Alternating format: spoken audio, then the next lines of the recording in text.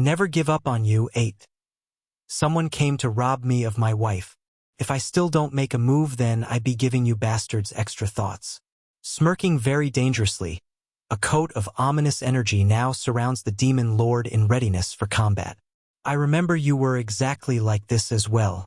Back then you would do anything for her, even if it means acting as a beggar in order to win some pity points. I didn't pay you any heed because I thought that with my bond with her, our long-standing relationship of someone who grew up together, would be enough to stop her from going to anyone else. Letting his word pause there, a mild fluctuation of emotion finally takes hold in Chu-E-God's voice. But in the end, she chose you. Honestly, I envied you in the past. You were able to let go of your pride for her, abandon your dignity, and even forsake the world for her. If I could have done the same, then maybe she wouldn't have given you the chance at all. Based on the face Deetsong was making after hearing all that, he clearly thought otherwise. You think too highly of yourself. She is my wife. Even if I have to exhaust my everything, I would have won her over regardless of what you did. Despite the mockery, Chu-E-God didn't pay it any heed and instead continued to speak on his own. Then why are you hurting her? You went so far back then, even willing to forsake the world, so why did you chase her away now? In the ears of this demon lord, that interrogating tone only sounded hilarious. You got no right to question me. What I did or didn't do is none of your concern, nor is wife's business as well. Yen Yen is my wife, the mother of my child. All that is related to her should only concern me. No, you are wrong. Chu-E-God shakes his head in disagreement. I'm merely late this time. I still have a chance to make her mine. That instantly infuriated Deetsong. In light of that irritable comment right there, more than enough to make him explode already, he somehow managed to suppress the urge to clobber the bastard in front of himself. His urgency to seek out Bai Yen apparently triumphant that jealous heart. Is that what you think? Clicking his tongue like he's holding the other side in contempt. Too bad for you. I won't give you that opportunity to steal my wife. Not in the past like you claim, and mostly importantly not now. This time around it was Chu-E-God who showed a face. Why is he not attacking? According to his usual demeanor, Deetsong should have attacked me by now. I will deal with you once I find my wife. Until then you just wait.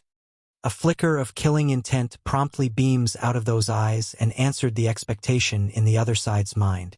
Done, and without anything more to be said, Deetsong moved swiftly and flew towards the general direction of Fairy City. He may not know the exact location of where his wife and child went. However, that doesn't mean he couldn't track by following the faint scent they left behind. He's changed somehow, but I can't tell what. Murmuring to himself, the unparalleled man in white watches on as the purplish figure disappears into the horizon. Chu-E-God may have the will to take Bai Yen back, but that's only under the criteria that she wants to return. If she doesn't, then he's not going to force anything, for he's long lost that right ages ago. Within a hidden valley, Bai Yen now lays in a patch of grass with only a faint awareness to her surroundings. Wang Duqiu, that bastard. He did not tell me I would be teleported without warning. She wanted to pry open those tired eyes several times already. Unfortunately, despite her best effort, those eyelids just wouldn't listen, like it's been sealed shut with 1,000 weights. Even so, Bai Yen could still vaguely make out intermediate bursts of words between a conversation. Big brother, there is an unconscious little lass here. Che, I say, she does have one heck of a pretty face there. Hey brother, aren't you a bit too old to be aiming for a young missy like this? I have to admit though, if I was a few decades younger, then I too would be wowed by that face. Anyways, her body is what I'm more interested in. She would be a great seed to be a cultivator like us. Never give up on you. 9. Under the insistence of her will, Bai Yen finally opened those eyes. Perhaps it's out of habit, but she wanted to reach down to rub her son's head that's supposed to be in her embrace. However, what came into touch was nothing but air. Turning pale at the realization, the last pang of sleepiness swiftly escapes that head, forcing her panicking heart to jerk that body up. Looking around, there's no sign of her son at all. Hello little lady, are you awake now? Just as Bai Yen was scanning left and right for Bai Xiaqin's whereabout, That's when her ears picked up the elderly voice from the front. Startled slightly at knowing there's others around, she peers over to the source and discovered two seniors of considerable age standing there smiling at herself. "Are you looking for this fox?" One of the seniors in white readily picks up the little critter from his side and hands it over, sending a wave of relief over to the receiving end. Bai didn't hesitate at all. She moved those hands so quick that it's as if she's getting the most precious treasure in this world. Dra Dragoni. While she did recover her son, it didn't take long for Bai to realize she's still missing one other child. Panicking again inside, "I'm sorry for being blunt, but have you seen a little girl that should be with me?" "Little girl? My dear, I only saw you and this little fox here. I didn't see any little girl when we found you." The old senior wearing the white robe answers, shaking his head to indicate he didn't. Biting those lips, if Dragoni is not here, then where did she end up? Or did the teleportation process go awry and send her to another location? This isn't good. With her timid personality, she would definitely be very scared in a new and strange environment. A regret now grips the woman's heart. If she had known things would end up like this, then she wouldn't have gone soft-hearted and let the girl tag along. "Lassie, you still haven't told me why you ended up in my backyard yet." The second elder in gray robe asks with a broad smile. "Backyard?" Bai became dumbfounded. This vast forested valley is a backyard for these two elders? Working fast in her brain, she quickly came up with a workable story for the situation. "I'm sorry. I didn't know this was someone's backyard. I only ended up here by mistake." "Oh, don't worry about it. This is not an issue at all. Ha ha ha." The white-robed senior heartily laughs to soothe the mood. "This is my brother over there. We are elders of the Misty Fairy House. My name is Zhongnan and he is Zhongbei. I see that your constitution is quite excellent, so I like to ask you this question. Are you interested in becoming our disciple?" Bai didn't answer right away and began to weigh her options. First and foremost was to locate Dragoni, of course. There's no way she could leave the little girl alone like this in unknown territory. But what's the best way to do that left a lot of room for debate. Smiling now, her eyes wandered over to the two seniors. "All right, I'm willing to become your disciple. I've already got 3 shifis anyway. Adding another 2 won't hurt at this rate. It's just a little more extra work caring for them." However, her expression promptly turned stern. "My daughter is missing right now. Can I bother both shifis to help me find her?" "Ha ha." Zhongnan, older, genuinely laughs with joy in that voice. "As long as you recognize us as your Shifu, then anything is fine. I say, Lassie, I've already checked your body earlier. Your bone structure is absolutely amazing according to my examination. At most in another 20 years and you will reach the king rank, a level comparable to our own." "Checked my body? Examined my bone structure? The woman's complexion was darker than the bottom of a burnt pot at this moment. "This old fart actually touched my body while I was unconscious. If he wasn't so old, I would have called him a leech, a pervert, and 20 years to break through into the king rank? Didn't I already go way past that and into the monarch rank not so long ago?" "Oh right, what strength is your cultivation at? I've checked earlier, but I couldn't get a good sense of your current level at all." Zhongnan's brow wrinkled into a knot over the strangeness. This girl is full of mystery. Never give up on you, 10. But as the old saying goes, wealth always lies in danger. This lassie's constitution is so strong. She will inevitably become the youngest king rank individual within the fairy Misty House. Ho-ho, or maybe even a monarch rank. Bai rubs her nosy shyly at the beaming gazes coming her way. "I just reached the earth rank." There's no way she could bring herself to explain that she's already at the monarch rank. Otherwise, these two fellas would definitely blast her out in the next second. Earth rank. Zhongbei, younger, frowns and got angry. "Who was your former Shifu? How did he train you? To think you are only at the earth rank with your body structure. Don't worry, as long as you follow our tutelage, then you will surely break into the sky rank in no time." When hearing this, Bai could only silently apologize to her 3 silly shifis back at the Holy Land. This sort of pitfall could only be shouldered by them this time. While on the other side, The older brother Zhongnan was very pleased by his younger brother's reaction. All smiles in his face. "Little girl, we still haven't gotten your name yet. Mind telling us since you've recognized us at your shifis?" "It's Bai Yan and he is Bai Shachen." Bai Yan promptly raises her son up to show the two seniors, all the while making a proud and warm smile at the same time. Towards this demeanor, the elders definitely found it strange, for it's the look of a mother introducing their child. How can a fox be her child? That's just silly. Hurrying to sway their head to lose that idea, Zhongnan and Zhongbei didn't even want to go down that route. When Bai Yan eventually came out of the hidden valley under the guidance of her new shifis, she soon understood what they meant by this being their backyard. It's exactly like they claim. There's no lie or falseness that this vast stretch of forested land was their home. Fortunately, there are other ways to reach this valley. Otherwise, Bai Yan would have trouble explaining how she managed to get in without rousing suspicion. And since her arrival at the Misty Fairy House, the two elders have kept their promise in searching for Dragoni. As for Bai Yan herself, she on the other hand was being forced to train day and night while under the scrutinizing eyes of them both. In the end, this poor woman could only hold back her urge to go out and do as they say. It's too obvious if she starts running around so early. Of course, when talking about training, Bai Yan wasn't really improving her cultivation. For an Earth-rank cultivator, the amount of energy fluctuation in the air was minuscule at best in comparison to her own level. That's why she could only pretend by sucking in a small amount into her body. Now that leaves the poor baby fox who's been bored out of his mind. After a few days of this, Bai Shachen's finally had it and started moping to his mother on this day. "You want to go out to play?" Bai Yan arches her brow and asked. The little fox hurriedly nodded, for being bored to death wasn't out of the question at this point. "Son, you must be patient for a while longer. Once I locate the blood vine, then I can restore you to your former self." Sighing helplessly, Bai Yan also felt frustrated at her current predicament. According to Chu Yi God's information, the blood vine was considered a treasure to the Misty Fairy House. If she wants to get her hands on the herb, then the best course of action would be to win over the two seniors' trust.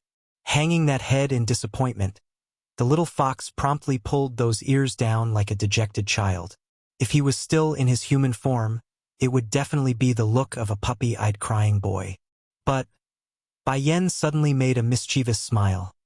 "Today, your two grandchefs are out for a trip. We can take this chance to go out and look for Dragoni. How about that?" The news immediately brought delight to her son's face. Raising that head, Bai Shachen now shined with sparkles in those eyes. Fake Goddess 1. Within a luxurious mansion, a loud beast like Roar Rocks suddenly rocks the place, sending everyone inside into a state of urgency. "Chief, the young lord's condition is acting up again." Among the crowd of people gathered presently here was an old man wearing a linen-colored robe. "I suggest we go seek out Bai Chong Feng, the leader of the medicine sect. Perhaps he would have a cure for the young lord's condition." The one called Chief and current Lord of the Misty Fairy only wrinkled his temple before eventually issuing out a sigh of frustration. "I've already went to him not long after his birthday. Sadly, after I listed all the symptoms of my son to him, I was told he couldn't do anything to help and didn't know of any cure." An uproar promptly burst out among the crowd. If Bai Chong Feng couldn't do it, then who else in this world could? Can't be. The young lord is going to have to spend the rest of his life like this? However, Bai Chong Feng did leave me a message. The chief of the Misty Fairy House allows his high-standing gaze to loom over the group, signaling he's quite serious in what he's about to say next. "A sickness of the heart must be cured using the cause. I remember my son Yun Feng met a girl after leaving home back then. Pity, fate likes to toy with the males of the Misty Fairy House. Because we are unable to choose our own marriages here, I could only task some of you to bring him back. After that, Yun Feng has been in this state ever since. Now, according to the instructions I got, as long as we find that woman, then the demon in Yun Feng's heart will unravel." The chief's hand had clutched into a tight ball by then. "Elder Muzhin, you were one of the main people I sent out that year to bring back my son. Do you know where that woman went or who she is?" The female known as Elder Muzhin was a woman who maintained her appearance very well. In fact, due to that young-looking face, It's very hard to detect the traces of aging there if not for the long strands of white hair exposing her true seniority. One could easily mistake her for a fair maiden like all the rest. Slightly lowering those eyes to hide the flicker of darkness in there, the female elder stepped forward and spoke. Reporting to Chief, that woman is not worthy of being a member of our fairy misty house. If she does come then, she would surely stir up a wave of trouble for everyone. Why is that the case? The chief's expression turned heavy and grim. Back then years ago when his son got into a fling with the unknown girl, he himself couldn't leave due to a certain matter at hand. Therefore, whether it be the girl's face or her family background, he knew nothing aside from words of mouth. Now to be informed of this unfortunate news by Mujin, the idea that emerged in his head just now was again strained. But if Yufeng can be healed and return to his old self, what does it matter? Likely able to see the hesitant and struggling indecision within the chief, the objective female elder promptly sneered in a shady manner. Chief, that girl is nothing more than a daughter of an average family. If not for that face, she could never have seduced the young lord. Yunfeng wouldn't be such a superficial person. The chief's face now grew ugly at having his son being called out for being superficial. I refuse to believe my son is a bastard who only knows how to take in one's look. Of course that's not the case, Chief. That woman isn't only born proficient in seducing the opposite sex, she's also highly skilled with musical instruments and understands how to string men along. Hence the reason for the young lord's fall for her. Mujin's heart immediately grew venomous and could be heard in the undertone of that voice. Furthermore, the girl isn't a chaste woman either. When I went to retrieve the young lord that year, I personally saw her hooking up with multiple males. The chief's heart promptly sank at the last bit. It's one thing to be born ordinary, but to think she would be like that as well. In truth, this father never wanted to do what he did back then, even if the girl was so terrible. However, if he didn't, then the Misty Fairy House would surely offend that person. By then none would be facing a favorable fate. Chief, I also want to add, the main reason that girl left on her own is because a secular family of the main world tempted her with gold and treasure. And since the young lord never revealed his background or influence, the girl chose to go her separate ways after failing to resist the temptation. Fake goddess too. Bang!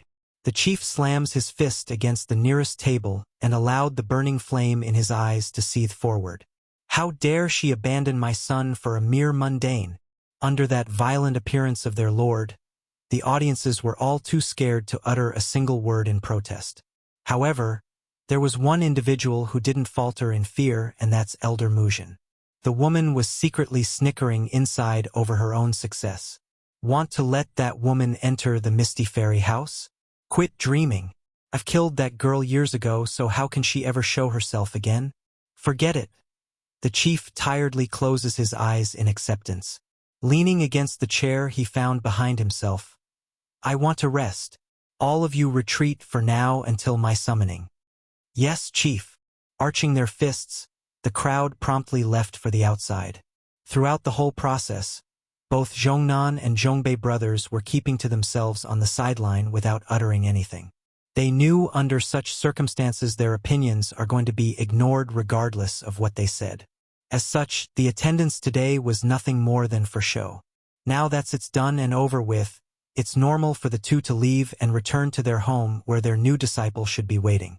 Wu Wei, Chief. Just as everyone has finished departing this place, leaving only the lonely father in this luxurious mansion. That's when an impressive-looking woman waltzed in through the door. In comparison to Elder Mujin, who kept up a fine appearance despite the old age, this newcomer in the light blue dress could only be considered a true beauty. How come you came? The chief hurried to greet his wife after hearing her voice. Didn't I say I will handle Yunfeng's matter? Handle? Jun Tianyu, wife, only sneered in return after hearing that. You've been saying you will handle our son's matter for how many years now? Do you have a solution? If those alchemists can't cure my son, then why are you hesitating in looking for that girl? But, Mujin just... I don't care what she says or what she claims about that girl. I only know I want to save my son from his current state. The motherly instinct in Jun Tianyu was now fully coming out, causing her very existence to exude an aura of pain and sadness. Regardless of her character, I will take her into our home so long as she can turn things around with our son. Seeing his precious wife quickly devolving into a sobbing state, Chief Wei Wei could no longer contain his emotions. Hurrying to pat the woman on the back to help soothe that mood. Don't worry, I will definitely find a way. Bai Chongfeng may not be able to cure our son, but that doesn't mean other alchemists out there couldn't. I'm sure there are others who could. Fine. Jun Tianyu suddenly stared straight into her husband's eye and said, I will give you 3 months. In that time, if you can't do something about our son's condition or find an alchemist who could cure him, then I'm leaving on my own in search of that girl. 3 months? Now it was Chief Wu Wei's turn to make a frown. He only said those stuff in order to get his wife to stop crying. Who could have guessed the smart woman would use it against himself like so? Oh my goodness. Where am I supposed to find an alchemist who could rival Bai Chongfeng of the medicine sect? But then a flash of light sparked within the man's eye like he just remembered something. I remember now. Wife, Bai Chongfeng mentioned High Granddaughter is also an alchemist and a very good one at that. Maybe she can cure Yun Feng's illness. I went there before after the man's birthday, but sadly my timing was off and the girl was gone already. Really? Then what are you waiting for? Hurry and send some of our people out to search for that girl. The mother's face now glistened with hope. Even if the possibility was slim, she's not going to give up. Not when it involves her son's future. Making a bittersweet smile, Chief Wu Wei could only shake his head over the woman's quick change in mood. As negative as he was over the chance of success regarding his own idea, he couldn't exactly go back on his words now. At the same time, while things were moving at the other end, Elder Muzhin had just finished returning to her own manor. Taking a sip of tea from the cup handed to her by the maid, the woman coldly snapped at the poor girl for no reason. Go call Tianling over for me. Yes, Elder. The maid swiftly retreated, too afraid to meet eyes with the mistress of the house. Not long after, a senior old man quickly walked over and respectfully arched his fist. Greetings, Elder. Did you summon me? Fake Goddess 3. Tianling, did things go as I instructed back then? Is the woman really dead? Muzhin slightly narrows her eye as she asked the man. Please be assured, Elder. I've done exactly as you instructed. Not only is she seriously injured while I confronted her, she also fell off the cliff during the final moment. There's no way she could have survived from that height. That's good to hear. Heaving a long sigh of relief, the woman turned cheeky like she's done something to be proud of. And to think the chief would want to bring such a girl into our misty fairy house. Based on what can someone like that join our ranks? Moreover, the young lord is the one fancied by the goddess. A spark promptly flashed within the Tianling's eye at the mention. Elder, it's been many years since then. I'm sure the goddess has long given up on the young lord. Why don't you? Outrageous! The woman snapped, roaring out at the implication of those words. I am an elder of the young master. How dare you imply I would have ulterior motives against him? Those words must never be mentioned again. It's true this elderly old woman has fanciful ideas about Yun Feng, young lord. However, that's something she could never bring to the surface. Forget about the chief or his wife. Even the other elders in the Misty Fairy House would gun for her life if they ever learn of this. But logic has never been a strong point when it came to the female sex, especially regarding the affairs of love. This Muzhin understand everything. From how much of a taboo her interests are, to the need to keep her emotions in check. Nevertheless, the grudge of not being able to show or win the man's heart just because she's older by a whole generation still nudges at her inner heart. You retreat first. Remember, one can freely eat to their heart's content, but words can never be spoken without forethought. Clenching her fist over the warning, Elder Muzhin hides the flicker of killing intent swimming through her eye. Tianling knows too much about me. I must remove him before anything leaks now that the chief is becoming increasingly more wary of the past event. No one must know what I did. At the same time over in the celestial realm, a group of young men and women was currently holding a gathering. Of course, what good would a party be if there's no maids around to service them? Though most of the service ladies are hardly worthy to be called beauties, They are perfectly adequate to be called dainty in their appearance. However, there was one wearing a green maid dress who did stand out among the crowd with her superb smile. "Sir, allow me to pour the tea for you." In order to show herself, the woman wearing the green dress went ahead to ready the teapot.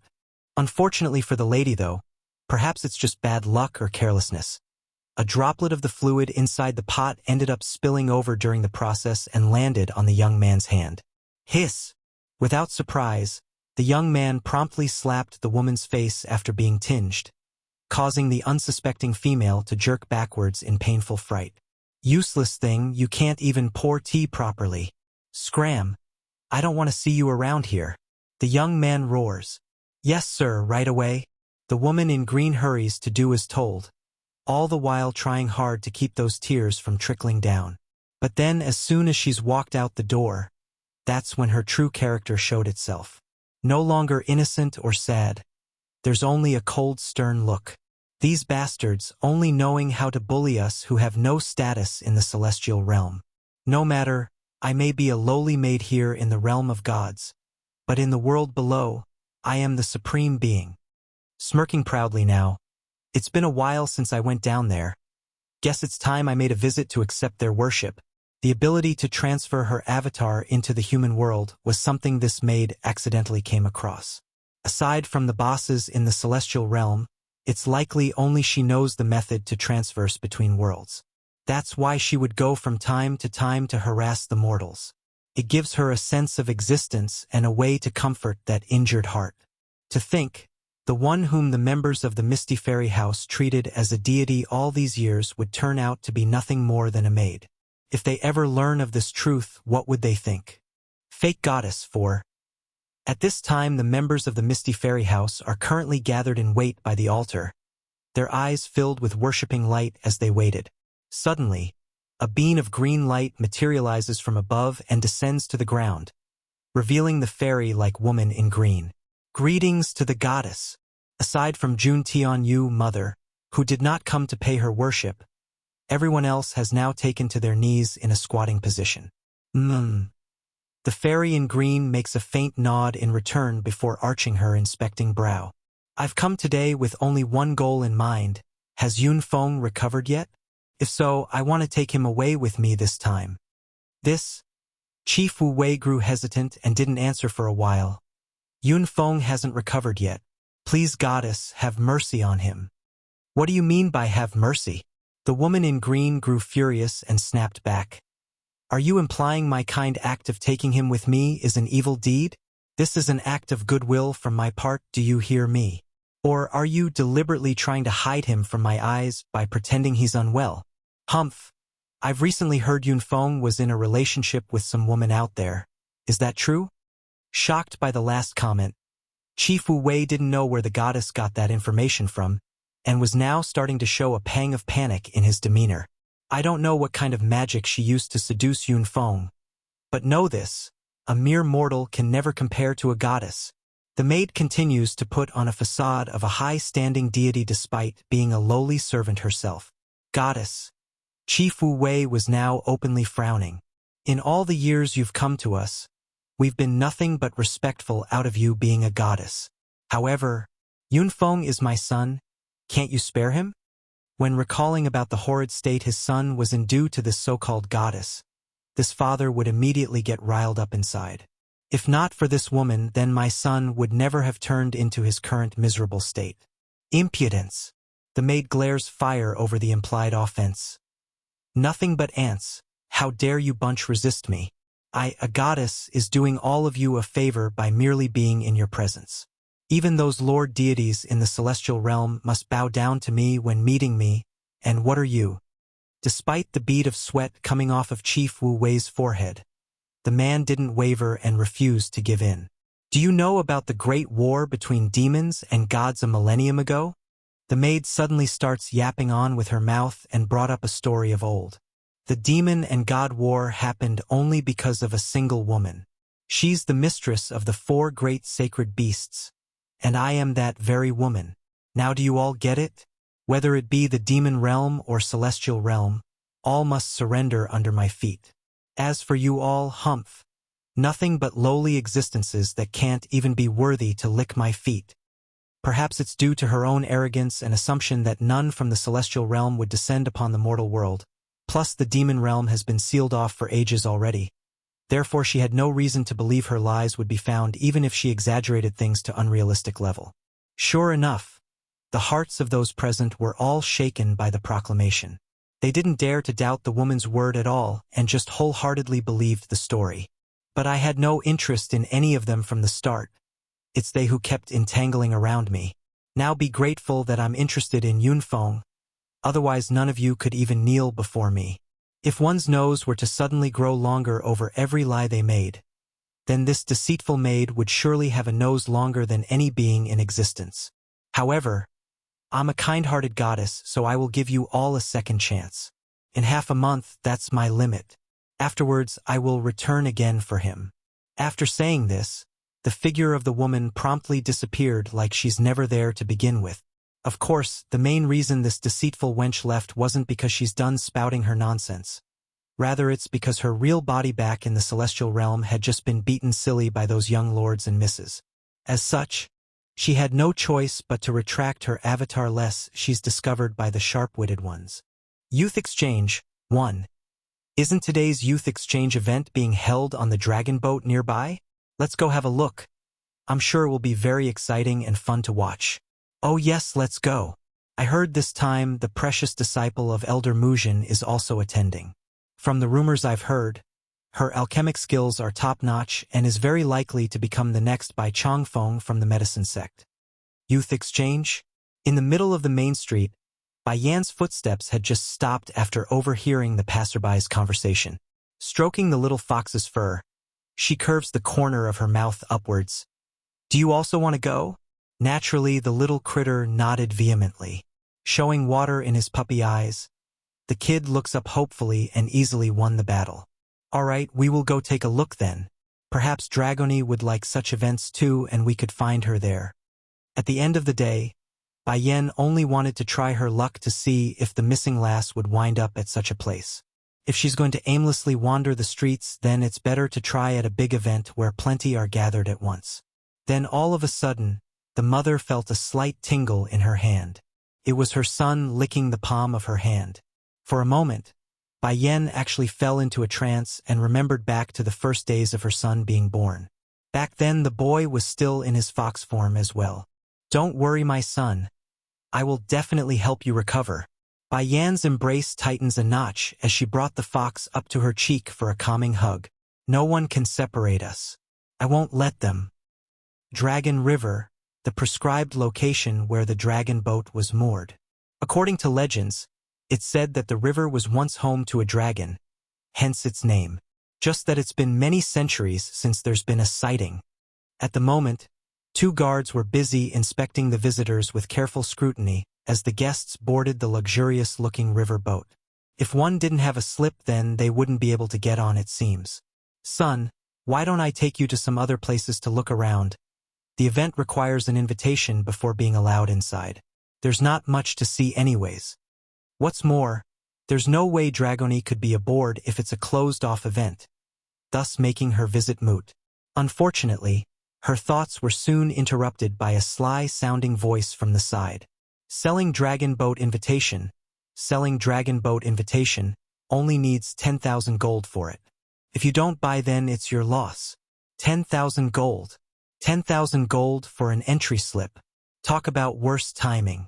Going dark in her face, Bai Yan turns to the owner of that voice where a sly-looking fatty was holding several invitations in the air with his sloppy hand. The guy was calling out to the coming crowds of people in order to sell his product like those in the market. Then asks if the ominous feeling in her mind was destined to come to light. Bai Yan suddenly felt a tug at her sleeve. It was Bai Xiachen using his puppy eyes and paw to indicate he wanted one of those from the fatty. As much as she detested being scammed by those heartless merchants, Bai Yan couldn't exactly say no to her son when the solution was being placed before her eyes. Walking towards the man, "Are your invitations real?" Seeing how he's finally got some business going, the fatty hurries to put on an iconic smile of a merchant. "Of course, lady. My passes here are all real with the name and family of others, so they're genuine for sure. Look at the top, you can check for yourself about their authenticity. A humph. Bai Yen gives an awkward cough after shooting the names there a glance. Wouldn't someone find out if I use someone else's name and pass? Oh, don't worry about that. Every year during the youth exchange, there are plenty of new participants, so seeing some new faces aren't all that uncommon. You can be at ease if you are worried about being recognized. In other words, whether or not you are discovered by the authority would depend entirely on your own luck. However, based on the crowd's gossiping conversations nearby, plus the words of this fatty, Bai Yen did confirm one point. Youth Exchange, too. In short, despite the event being called Youth Exchange, it's no more than a gathering for the wealthy and influential to flaunt their younger talents to the world. 10,000 gold for one slip is too expensive. If you lower it to 2,000, then I will take it. The fatty nearly cried at the outrageous proposal. Sister? Can I call you sister? I need 5,000 just to source these invite slips. If I sell them to you for 2,000 each, then I'm making a loss on every sale. Although 5,000 wasn't a small number by any means, nevertheless, this was the annual youth exchange. He only needs a couple of wealthy young masters who didn't get an invite to make back the original cost. Afterwards, everything else would be pure profit. Seeing Bai Yen did not give him a clear answer yet, the fatty knew he must sweeten the deal. Gritting his teeth. 8,000. That's as low as I'm willing to go. No answer still. While the fatty wanted to pour some more persuading words right then and there, it appears the time of their dealing must come to an end because the sound of their voices had caught onto the authorities in charge. Jumping into a panic upon seeing the two guards walking their way, the fatty hurried to dump one of his products onto Bai Yan's hand and said, 6,000, 6,000, and it's yours. Understand she's not going to get a better deal at this point. Bai Yen decides it's best to stop bullying this fatty. Taking out 6 bank notes, she hands it over without problem and immediately hid among the crowd. Thankfully, the deal went smoothly because in the next second, the two guards had arrived at their spot after breaking through the crowded venue. Damn that fatty, he sure knows how to run. One of the guards grumpily states his displeasure. Forget it, the guy runs faster than a rabbit. Oh yes, I remember there was a girl who was trading with that bastard. Where did she go? Looking around to scan for signs of the mentioned female, the other guard quickly wrinkles his brow after not finding anyone remotely close to the figure he saw earlier. It wouldn't be so hard if he had gotten a good look at Bai Yan's face, sadly. He only caught a glimpse of her back and nothing more. Meanwhile, in a less crowded corner of an alleyway, Bai Yen was in the middle of disguising herself with a facial veil from the storage bag. This wasn't the mainland after all, it doesn't hurt to be on the careful side. After doing all this, the following procedure to enter the dragon boat went as smoothly as one could imagine. No question, no examination, just a simple glance at the invite slip before being let through the boarding plank. Quick! Look! Miss Mu Lung is coming. Oh my! The one standing with her is the second son of the chief, Sun Huan. Coming down from the stairs leading up to the second floor was an exquisite-looking girl that wore a deep blue dress. Her looks were definitely extraordinary. Clear and haughty in the eyes, the level of arrogance she portrayed were just right. Neither too high nor too low, just the perfect level to allow the males to have some fanciful thoughts while not daring to try anything perverted.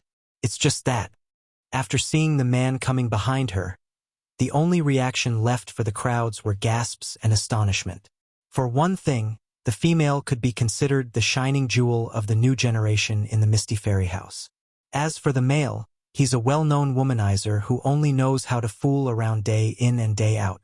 It's hard to imagine how these two opposing characters could come together. A flower planted atop of a cow dung. That's the sort of wording everyone thought of upon witnessing this image. Of course, none would dare yell out this description in the public. They're not crazy enough to bash on the chief's second son, no matter how much of a dastardly man he was. Youth Exchange 3. Miss Mu Lung, I have some questions with alchemy I would like to ask you. Mind helping me with the solution? A young man scampers over to the lady's side and looked on with expectant eyes. When the others saw how the youngster was able to brave the pressure and go on over like so, it's normal for them to be annoyed. However, it also gave them courage to join the fray. In no time at all, this Mulang has become surrounded by excited individuals of various backgrounds. Miss Mulang, your alchemic skills are truly admirable. Forget about being first within the Misty Fairy House. You should be first even among the Medicine Sect and Holy Land. Isn't that right?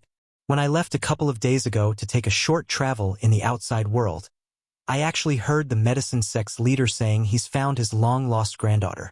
It's said the girl is more capable than her own grandfather in the art of alchemy. But I say it's nothing more than bluffs and air. How can that person be more skilled than Miss Mulang? Faced with the worshipping looks and flattering compliments of the crowd, this lady actually managed to keep her ego in check. That's something not everyone could do, especially under such circumstances. This goes to show the level of maturity and intellect this girl has, which was clearly above the rest of her peers. I'm sorry, everyone. Mulang scans the crowd around herself and spoke in an apologetic tone. Today is the youth exchange, so I can only answer a couple of questions. I fear any more than that would be beyond the time frame allowed in today's event.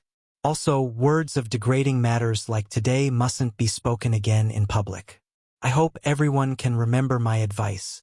The relationship between the Misty Fairy House and the Medicine Sect has never been the best to begin with.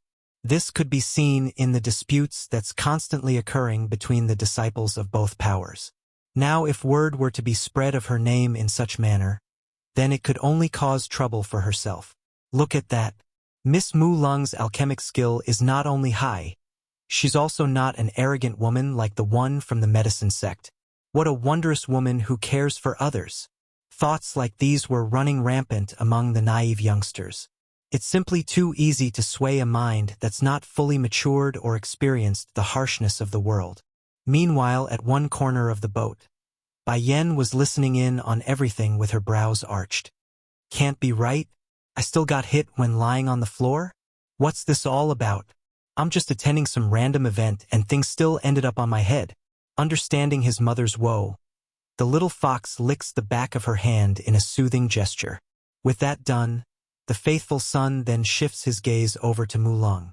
Just that instead of the warmth look he shows to Bai Yen, the boy's eye gradually turned into a bloodthirsty red like his old man's when irked. The lecherous man standing next to the shining girl didn't care for all the attention. He's used to this sort of fan craze in his life, even if it was the negative version. Instead, he's now focused on Bai Yen, who's standing in the corner. What's wrong? Mulang asks, her brow furrowing after noticing the oddity. Did something happen? It's nothing. That said, the womanizer known as Sun Huan then retracted his gaze before being caught. For some strange reason, he's getting a familiar vibe from the unknown woman wearing that veil, like he's seen her somewhere. I must be imagining things. Although Mulang didn't raise a comment over this, she did, however, turn her head over to the same direction as her partner. Almost immediately, her forehead had wrinkled into a knot before eventually loosening them again with a smile on that face. It getting late, everyone. Let's go inside first. During the exchange, I'm sorry, but I will have to limit it to 10 questions. The crowd got quiet and turned to their seats as instructed. Thankfully, the dragon boat was a huge vessel and could accommodate this many. Otherwise, some poor saps would have to standing during the entire occasion. Miss Mulang, I have a question to ask you. Youth exchange 4. A young maiden had taken off from her seat to be the first to ask a question. Though Mulang's answer was nothing but a half-heeded attempt, it's nevertheless still good enough in the eyes of these youngsters who listened intently to those words. In their eyes, even if the advice resulted in failure or doesn't hold substantive help to themselves, it's still coming from the number genius of the younger generation. Just that fact alone was enough to sway them to believe the high-standing lady. Of course, not everyone would react the same way. Bai Yan's heard everything from her location, including the answers to the rest of the questions, and her only response was a shake of her head in disappointment. Among the 8 questions answered thus far, Mulang managed to answer 5 of them correctly. However, due to the lady's lack of insight, her answer ended making the question more complicated than it should be when easier explanations could be had. As for the remaining 3 that came out of her mouth, they're bound to result in failure when those people go back to try the method mentioned today. But it's not her business and ways, so Bai Yen didn't want to get involved. Sadly, as the old saying goes, trouble comes knocking even if you don't look for it. Due to Sun Huan's extra attention from earlier, Mu Lung herself had also taken extra care to pay a closer look at Bai Yen whenever she could. So, when the woman unintentionally shook her head in disappointment after hearing the eighth answer, it immediately fell into the eyes of the shining girl on the stage. Pausing in her speech, "You there, why are you shaking your head after my answering? Could it be, Miss, are you disagreeing with my findings? If so, please enlighten us here today. I'm a very open person and is fine with criticism." In actual fact, Mu Lung does hold a lot of confidence in her own knowledge regarding matters of alchemy. Therefore, this was her form of retaliating against the mockery of others. Well, mockery in her eyes anyways. For a moment, everyone's eyes were now focused on the indicated woman who's wearing the facial veil. "Which family are you from? How can you be so rude? It's not every day a famed alchemist is willing to answer our dilemmas. If you are here, then you should just quietly listen. Why shake your head?" That's right. Mu Lung is the #1 person in the Misty Fairy House, so her advices couldn't be wrong. Even if you envy her, you should still try to hide it and not make your thoughts so obvious. Otherwise, you will just be left behind and tossed overboard, you know. Everyone's clearly disgruntled by Yan's interruption, so their gazes are now cold and angry, like the fault lies entirely on her. Seriously? I just got hit for the second time even though I'm lying down. Pausing in her fingers that's caressing the little fox, Bai Yen curves the corner of her mouth into a smirk. "#1 person? According to my memories, I thought the #1 person is Yun Feng, the eldest son of the current chief." "Ha ha!" The young man who spoke out first with the taunts began to laugh humorously. "Yun Feng? That's from the older generation. For our generation, the #1 spot unquestionably lies with Miss Mu Lung." In actual fact, everyone present understood the only reason Mu Lung could be called the #1 genius of the Misty Fairy House was due to her Shifu being Elder Mujin. Coupled this fact with the lack of a third-generational heir thus far, it's normal for everyone to recognize this lady as the strongest contender right now. What's more, even if the current chief's two sons had a child, that's for the next generation, so it's no threat to them who are now mostly in their teens or coming close to adulthood. Oh! Bai Yen continues to smile meaningfully. Then what if the second young master of the Misty Fairy House had an illegitimate child from the outside? Would her position as the #1 person still stand? A humph! Hearing the topic being diverted to himself now, the womanizer hurried to cut unless some bad rumor starts spreading. Holding up his hand to gain everyone's attention. "I know I can be quite the womanizer and definitely spent a lot of nights with various women. However, I must make one point clear. I do not have any children of my own yet." Had many women but no children? Bai Yen cocked one of her brows in an inspecting fashion. "Then shouldn't you go have yourself checked out by now? There's an alchemic master right beside you. Why not have her take a look to give you some treatment?" Since others are deliberately throwing the fault above her head, then it's only normal for Bai Yen to turn things around and shift it back to someone else. She's never been a person who takes bullcrap without retaliation. Youth Exchange 5. Originally, the womanizer had wanted to take a sip of water then to help soothe some of the pressure off his back. But to suddenly hear that dastardly comment from out of the blue, he just couldn't take it anymore and splurged the liquid right out of his mouth. Do we have a grudge or something? Why is she gunning for me at every turn? The man eyes the veiled woman with a blaming look. Unbeknownst to Shen Huan, they really do have a grudge between them both, and a heavy one at that. Unfortunately for this man, though, no matter what he did to think back to the past, he just couldn't recall who this strange woman was, or if he knew her for that matter. All of a sudden, a single face popped into his head after working it so hard. It's a peerless contour of a gorgeous young lady who causes his balls to hurt upon thinking about her. The incident happened years ago when he made a trip to the outside world. He incidentally met a young lady who definitely had quite the look. That's why he went up to her in hopes of teasing her a few words, and even took the opportunity to give a slight touch of the face. For that mistake, he paid a dear price of having his balls kicked out by one full sweep of the leg. As a result of that incident, this womanizer never dared to leave the Misty Fairy House again. He's still having traumatic nightmares because of the brutality he faced that day. Compared to the mean and cruel world out there, he would rather enjoy his life in the warm embraces of the kind and gentle ladies of his home. It's just that, in comparison to the woman in front of himself right now, the lassie from back then was very frail and thin, while this one here had the assets of a fine beauty.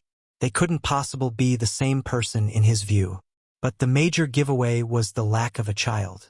The lassie may be young back then, but she already had a baby son that's inseparable from her side. Miss Mu Lung's face may be frowning, but her voice remains polite despite the fact. I never claimed to be the number one person of my generation. That's merely a title others gave me. In my opinion, strength speaks for everything. Whoever is more capable should have the right to speak. Now please keep quiet while I speak and not interrupt me again.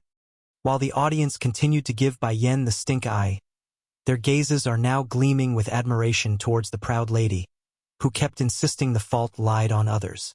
What an amazing woman Miss Mu Lang is. Someone is clearly coming to provoke her at the doorstep, yet she can still treat them with courtesy. How many people out there can do something so gracious? Excuse me? Interrupting you? I like to ask you this then. Allowing her body to lean backwards against the chair in a lazy manner, Bai Yan's attitude grew sharper. Did I speak out just now? Cold in her tone, Mu Lung unwilling answers. You didn't.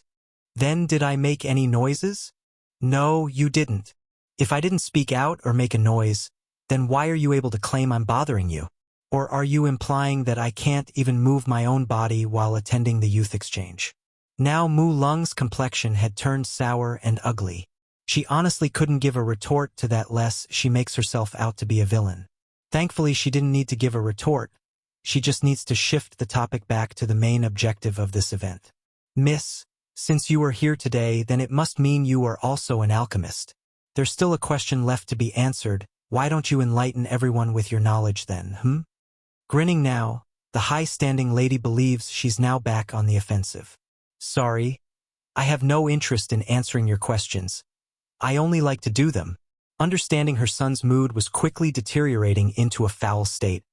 Bai Yan takes this moment to caress his fur in order to stabilize the growling fox.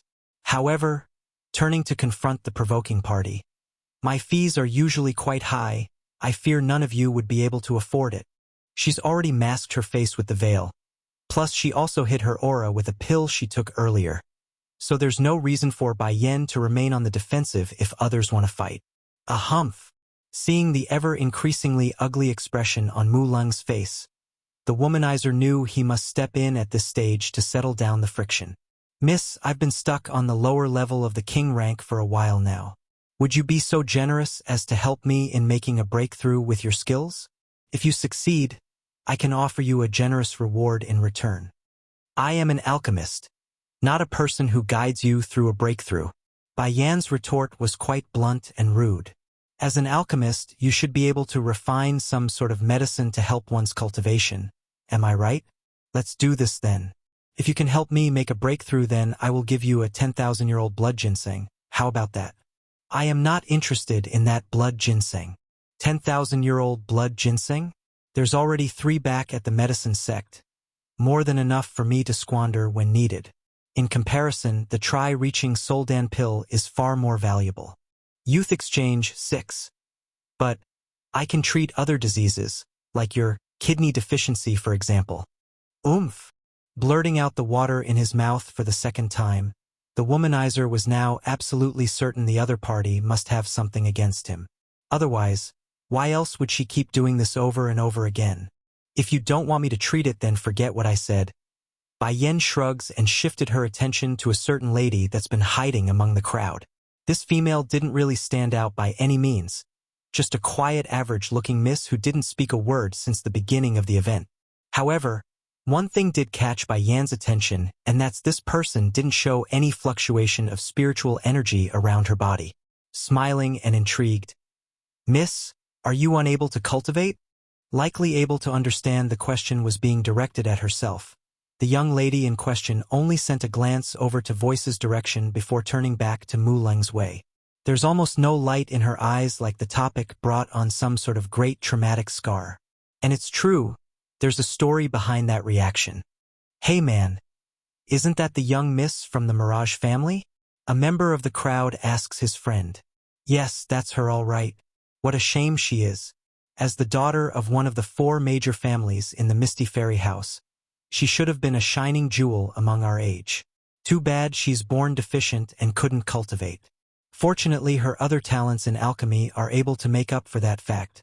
Otherwise, she'd be facing a fate far worse than a servant at her home. Don't tell me. Is this woman intending to help cure the young miss from the Mirage family? Oh, this is getting ridiculous. I bet even Bai Chong Feng of the medicine sect wouldn't be able to do it, let alone this unknown person. Compared to the cynicism of the crowd, the womanizer, on the other hand, was now getting very interested. Standing up, his peachy eyes now glowed with intrigue. Lady, mind explaining to us how you intend to treat this girl with your alchemy? Bai Yan just shook her head and said, There's no reason to bring a knife out to kill a chicken. I do not need to make any pill with my alchemy. What's more, refining a Dan pill for this occasion would be too expensive and time-consuming. Therefore, she never intended to do anything so laborious from the beginning. Mu Lung's smile now got frosty and intimidating after hearing those arrogant words. Oh, then please wow us with your ability then, Mississippi. It would be a real eye-opener to witness someone curing a patient without using any pill or medicine. If this woman wants to shame herself, then why should I stop her? She can go ahead and try. Have Sister Huan Yin be able to cultivate? Ha! You come and help me. Bai Yan didn't care for the high-standing woman's provoking words. Instead, she now turns to Sun Huan, who readily came over to offer his aid. What do you need me to help with? Her problem is that her meridians are blocked, resulting in unbearable pain when trying to cultivate. I want you to infuse your spiritual energy into her body to unclog the veins under my guidance. I don't think this would work. Rubbing his head, the womanizer holds his doubt. I know the old relics up there have already tried to help Huan Yin using this method before, but it was all useless because the effects were unsubstantial. The explanation there instantly brought on a wave of laughter among the onlookers. Is she thinking herself a miracle healer or something? Talk about having no self-awareness. Ignoring those ignorant comments, Bai Yan continues, You just need to do as I say. The rest I will complete on my own. Rubbing his nose at the persistence, the womanizer shrugs and figured he's not going to lose anything. All right, I will help you this time under one condition. What do I get out of this? Youth exchange. 7. What benefits do you want? Why not this then? You take off that veil and let me have a look at your face. How about that? A flash sparkles within Sun Huan's eye as he states his wish. He really wants to know what kind of face hides behind that cover. I am afraid I can't do that, but I can cure your kidney deficiency though. Making a faint smirk in return, Bai Yan refutes the request and counters with her own snarky proposal. Twitching in the corner of his mouth, the womanizer has got to hand it to this woman. Can she stop aiming at my kidney for once? In order to not let her go on, he quickly sucks in a deep breath and accepts the deal. All right, I will help you. After saying that, he slowly came before the patient that's known as Huan Yin. Placing his hand on the girl's backhand, he does as instructed and pushes his own energy inside. The pain was sharp and fierce. In no time at all, the patient was shaking all over as her lips turned a bleak dead white due to the pain. If you want to step into the path of cultivation, then endure it. This is only your first step. Jerking to attention over that sentence, Huan Yin immediately turned up to look. She didn't know exactly who Bai Yan was, but that pair of beautiful deep black eyes were powerful forms of support. Biting her lip, the girl presses on and grew firm this time around. Bang! Suddenly, Bai Yan's palm materializes a cluster of flame that emulated strength and control. In a flick of her finger, the spark of heat was shot into the patient's body, allowing the burning sensation to course through the veins at every turn. This treatment lasted for over half an hour. During the entire duration, Huan Yin could swear to the heavens that she would have died many times over due to the torturing pain.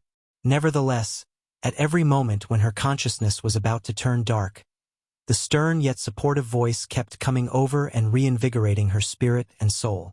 Now, finally finished and without need to keep going, the patient collapses at the closest opportunity. Huan, the womanizer asks with a frown after catching the girl. Is she going to be all right? No matter what, Huan was still his niece, so the man must hold some responsibility here. Otherwise, he won't have a good excuse to explain to his mother, who's also from the Mirage household originally. Restore her blood with a Vitality Dan pill. Here, feed her this and then have her try absorbing some of the energy particles in the air. Taking the beady little thing from the woman's hand, the womanizer hurried to stuff it into his niece's mouth. Sure enough, that pale complexion on the girl's face swiftly changed back to a pinkish red of good color. But the best part came afterwards. Though Huan had lost most of her consciousness at the beginning when she fainted, she did however gain enough of her senses after being caught to pick up the last remark from Bai Yan. Without any need for persuasion after coming to, the patient herself promptly got into a meditative pose upon awakening and discovered the truth. The spiritual energies in the air were swimming into her body through the skin before eventually reaching her meridian through the veins. There were no sharp pain like usual. In fact, it was smooth and unimpeded. Did she do it? Is she able to cultivate now? Is the one recognized as a useless trash from the Mirage family finally able to cultivate? Questions like these were rampant among the guests aboard the riverboat. But the inquiring gazes soon changed to shock and dismay after what they witnessed. There's a very clear level of energy fluctuating around Huan Yin's body. How did you do this? Due to the emotional moment, Sun Huan's first reflex was to make a grab for Bai Yan's shoulder to get a better answer. Unfortunately for the man, Bai Yan had no intent of letting anyone touch her, especially from someone who's known as a player.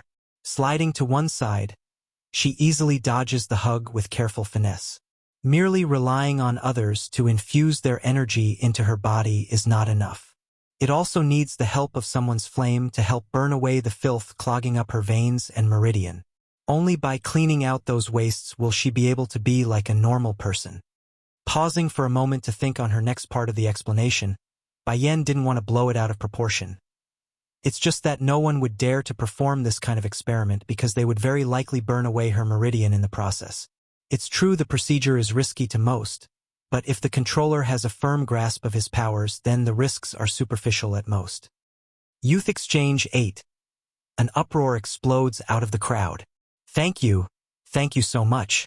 Huan Yin's voice was filled with emotion as she reached for Bai Yan's hand to give her gratitude.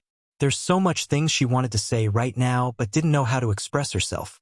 I don't know what more to say. Without you, I would never have been able to cultivate in this lifetime. Eventually that heartfelt voice had devolved into a whimpering cry, indicating how much this truly meant for the girl who's been mocked numerous times behind her back. Sure, Huan Yin's ability in alchemy may be very high, much thanks to her own effort. But make no mistake, being unable to cultivate remains a huge regret that she couldn't shirk off. But now, Bai Yan has saved her, so how could she not be excited? You don't have to thank me. If you want to thank someone, then thank Sir Shen Huan here. It's he who used a blood ginseng to save you. At first the womanizer still didn't process what she meant by that due to the suddenness of the claim, but that soon changed to an exploding jump into the air. Hey, when did I promise to give you the ginseng? Just now. She smiles like a fox in return. I promised you a blood ginseng only if you could help me make a breakthrough. You didn't do that, so why should I give you it? Rubbing her chin like she's musing the logic in that. A blood ginseng is too cheap for me to help you make a breakthrough. However, it's more than enough to help Miss Huan Yin here. For someone who claims to be a friend of all women, aren't you being a bit petty? Grinding his teeth at being put in the spotlight, the womanizer never thought he'd be taken advantage of like this. Not after spending the last 20 years having his way in life. Fine, I can give you the ginseng if you like, but you must let me have a look at your face. Without giving any time for the other side to refuse, Sun Huan wanted to take the chance to jump the gun. Unfortunately for this man though, Bai Yan has never been one to let her guards down, especially in some public event filled with strangers. Cold to the glare, she eyes that hand like she's going to chop it off if it inches another step closer. Try and you can lose that hand. Flinching right at the last second, the womanizer normally wouldn't fear any threat from the opposite. After all, he wouldn't be a womanizer if he couldn't handle a few threats from the opposite sex. However, Bai Yan's threatening gaze just rubbed him the wrong way, like there's something creepy to it. Fine, fine, fine, I won't look if you won't let me. Geez, scared baby I to death there. Retracting his hand to pat his own chest, the man looks like he's still not quite back to normal due to the sudden fright. Now it's Bai Yan's turn to feel creeped out, getting goosebumps all over. She didn't expect something so corny and hair-raising to come out of someone so old. At least don't act like a child when you're one of the oldest here. Against the picture of the two fluttering around her opponent's side, the high-standing woman who started all of this didn't look so good. In particular was the fact that her pursuer had just pretty much ditched her for this nobody. Sure, she doesn't like the guy to begin with, but that doesn't mean it's alright to let others take what's supposed to be hers. Then, just as Mulang was ready to open that mouth in order to attract attention, a loud rocking suddenly shook the boat and cut her off. What happened? Why do I feel like something is hitting the boat from underneath? A random person from the crowd exclaims. Don't scare me, what could be in the water? It must be your illusion. Another man voices his fear and looked like he's about to faint. The rocking and swaying only got worse and worse, following every second to the point where those on shore could now visibly see the distress. Everyone's starting to panic and hurried to spread away as a result, afraid they might get caught up in the mess somehow. Calm down, everyone. Mulang puts on a strong face after seeing the crumbling situation. I speculate it's just a big fish in the water. It will leave soon enough. Remember, this is the Dragon River. There's no monsters here. But I heard there's supposed to be a dragon living in the river. The young man who cried out earlier in terrible fright calls out this fact. Please be assured, everyone. Mulang's palm was also getting sweaty despite the strong front. Nevertheless, she persists and doesn't falter in the face. I've been here for many years already. Never once have I seen a dragon. If there is one though, be at ease. I would love to tame such a wondrous creature as my own pet. She's a good person, one. It's unsure if it's the reassuring words there, or just her confidence under the stressful situation, but's definitely helping in calming everyone down. That's right. With Miss Mulang by our side, there's no problem. Everyone can stop worrying. There's no way the creature that's rocking the boat is a dragon. If anything, it's probably just some dumb fish who didn't know its place. Various murmurs have started to grow stronger until it eventually formed a wave of support.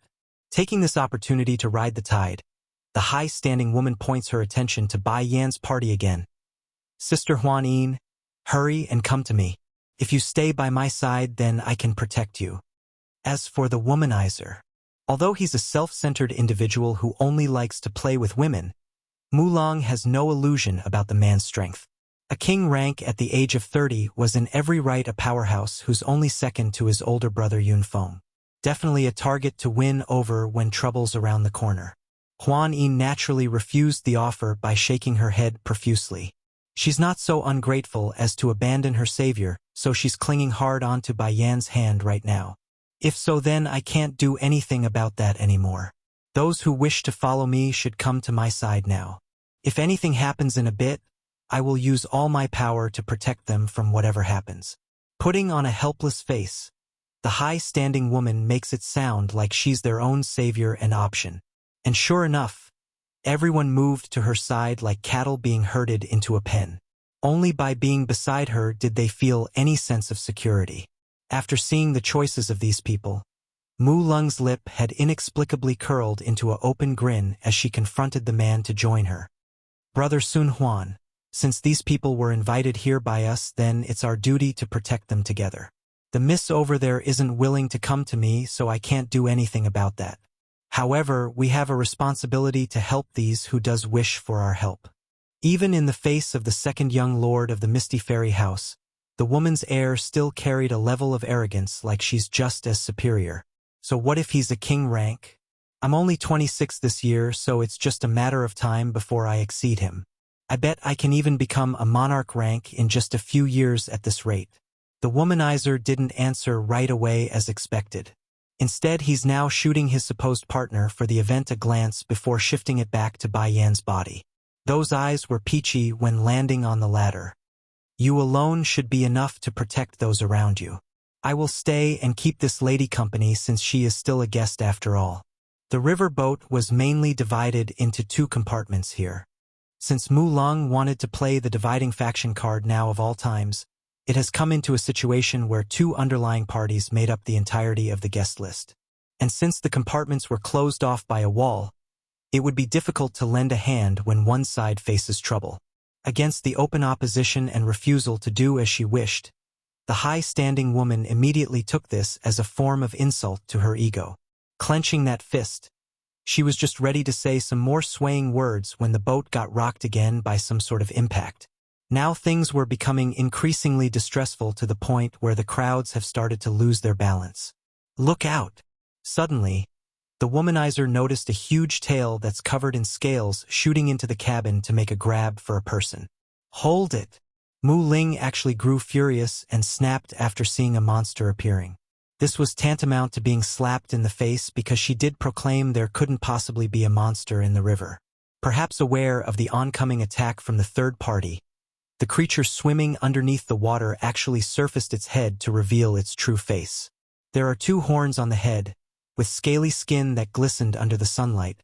This creature looked downright ferocious with its sharp canine teeth baring at the impudent wench. Dear dragon? She's a good person, too. There really lives a dragon in this river. It's a dragon. It really is a dragon. I have seen the pictures in the old texts. It's exactly as described like that. And it doesn't look like there's only just one here either. The banging is still happening beneath the boat. But we have Miss Mu Ling here. There's no need to fear everyone. She will keep her promise and protect us. While various remarks were being thrown in the air, the high-standing woman herself didn't feel so high and mighty now. The promises she made earlier were no more than boastful bluffs. There's no way she could take on a real living dragon with her meager skills. Save me! Someone please save me! The one being swept away by the dragon tail screamed for help. In her moment of panic, the girl's first instinct was to seek the assistance of Mu Ling because she's the one who stood out the most and was at the forefront of the deck. Unfortunately for the desperate victim, her supposed savior didn't move an inch, only standing there without action like a hesitant bat. This reaction didn't go unnoticed by the girl herself, of course, which gradually caused the flailing and crying to quiet down due to despair. The victim may not want to die or be kidnapped away by some unknown serpent, but she's not so dunt in the head to not realize Mu Ling had no requirement to save herself. After all, they're not family or friend, merely guests of the same event. Eventually someone did make a move though. For a womanizer, Sun Huan doesn't disappoint in his title, because he couldn't stand the idleness showed by everyone and rushed forward with his fists blaring power. The man may not be the best character around, but he sure knows how to show off his heroic side when it counts. Sadly, a dragon would remain a dragon. In one sweep of its tail after noticing the approaching assailant, the attacker was sent flying from the impact. Sun Huan was sent flying? But he's a lower-level king-rank cultivator. If he can't do anything, then who else is going to stop them? Numerous gasps and hisses could be heard from the onlookers who were too afraid to do anything, both from ashore and on the boat. Scram male, I only want girls. The dragon doesn't even flinch and showed a disdainful glare at the womanizer before diving straight into the river. Meanwhile, at the same time, the dragon that's been banging at the boat from beneath the water was also done with its deed. There's now a big hole in the side, allowing the river water to gush into the lower cabins. Ah! The cold water poured into Huan Yin's mouth after she was suddenly caught by another tail that came sweeping in through the hole. She wanted to struggle and break free. Unfortunately, her strength was nowhere being strong enough to resist as the lack of oxygen quickly left her sight blurring away. Am I going to die today? It was so hard for me to be able to cultivate too, but now, I'm going to die? Frustration and sadness plagued that pitiful smile as she closed those eyes in acceptance. But fate has kindness. Just as she's about to hit rock bottom, a hand suddenly reached out and grabbed her by the wrist. Before Huan Yi knew it, air, fresh and powerful air filled her lungs. refreshing her already muddled consciousness with life again. I didn't die? In that moment of her life, the girl could not believe her luck. She had already given up and stopped struggling underneath. But now her face was above water and gazing up at the sky. Then all of a sudden, a bolt of electricity zapped her brain upon remembering what had happened and the hand who helped herself. Before Huan Yin could ask those around where her savior was, the other girl who was also dragged into the water was thrown into the air and landed back on deck like herself. By this point, the deck of the boat had been filled with people. They're all making apologetic looks as they watched the bottomless river. Who? Regaining some strength after collecting herself, Huan Yin hurries to search around. What happened just now? Who saved me? The faces coming back were very complicated. In the end, it was the womanizer who decides to explain the details. It was the girl who cured you earlier. Up till now none had even bothered to ask the lady her name, so Yun Huan? Womanizer. Couldn't even state Bai Yan's name. What? The soaked girl anxiously grabbed onto the man's arm and scanned the area. But where is she? I don't see her. She's a good person, 3. She didn't come out. With a bang, Huan Yin's girl leg crumbled as she felt her body falling to the ground. There's so much pain in her eyes that she felt distraught at being the cause of someone's death. I owe her my life, twice at that too. I will go have the Elder Council come look for her. This river is far too deep to search with only us here. Clenching his fist hard, the womanizer Sun Huan still couldn't forget the brave image of Bai Yan jumping into the water at a moment's notice. He never thought someone would be so self-denying that they would sacrifice themselves for others. Brother Huan Yin, this wouldn't be appropriate. Mulang's wrinkled brow showed she didn't approve of the plan. Your brother's condition isn't very stable recently, and the Elder Council is busy with their own matters. How can they come and save a single person? And she already entered the bottom of the river. There's no way she could be alive. The implication of those words were too obvious.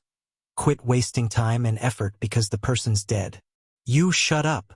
The womanizer shoots a harsh glare at the impudent girl with his bloodshot eyes. He's fuming and easily provoked at the moment. At first Mulang still didn't know how to react, but that shocked look soon turned to disbelief because it's the first time the man yelled at her. And it's for a stranger. Mulang, I thought you were only a proud-natured person, so I didn't mind that part about you. At least you weren't conceited in my view. But now I've seen the truth. You cowered in fear. I can't fault you for wanting to keep yourself safe. After all, being self-protective is human nature. What I can't accept is you lying to these people who believed in you. If you weren't going to protect them, then why did you promise what you did? Mu Lung's complexion had turned pale at the accusation. She didn't know how to respond to the man's interrogation. Oh Mu Lung, I'm such a fool. To think I had wanted to pursue a woman like you. You're not a proud woman at all. You're nothing but a self-centered fake who knows nothing of kindness and promise. Trembling in the corner of her lips at the last part, the woman wanted to defend herself. Unfortunately for her, she didn't even get to chip in a single word before the conversation was cut off by the first girl who got swept into the water.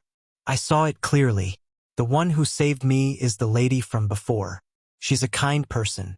To think she would go so far for strangers like us. That whimpering voice was crystal clear, so pretty much everyone on deck could hear her. Guilt could be seen across the board in everyone's eye right now. They didn't forget their ridiculing words from earlier despite having no reason to do so. Sir Sun Huan, if the elders aren't willing to take action, then I'm willing to send my family's elites to come help in the search. Me too. We can't sit back and watch when someone like that is in need of help. Meanwhile, all of this was occurring above water. Bai Yan, on the other hand, was busy confronting the 2 big lizards who caused this whole mess to begin with. In truth, she could have released her son to deal with them using the bloodline pressure at the start. In that case, none of this mess would have occurred. However, this was after all not the mainland. If she leaked her son's identity, then it wouldn't be good, and might even bring danger along their way. So, here they are, out of sight and without anyone to pry into their business. Imagine the 2 dragons discovering the one they dragged away weren't some pretty damsel in distress. Rather, it's a ferocious beast that carried an even scarier beast that could make them tremble in great fear. She's a good person, for High Highness. The dragon struggles to speak under that pressuring aura. We really didn't know you were here. Please forgive us for being uninformed. Don't be fooled by that cute little appearance of the fox there wagging its tail.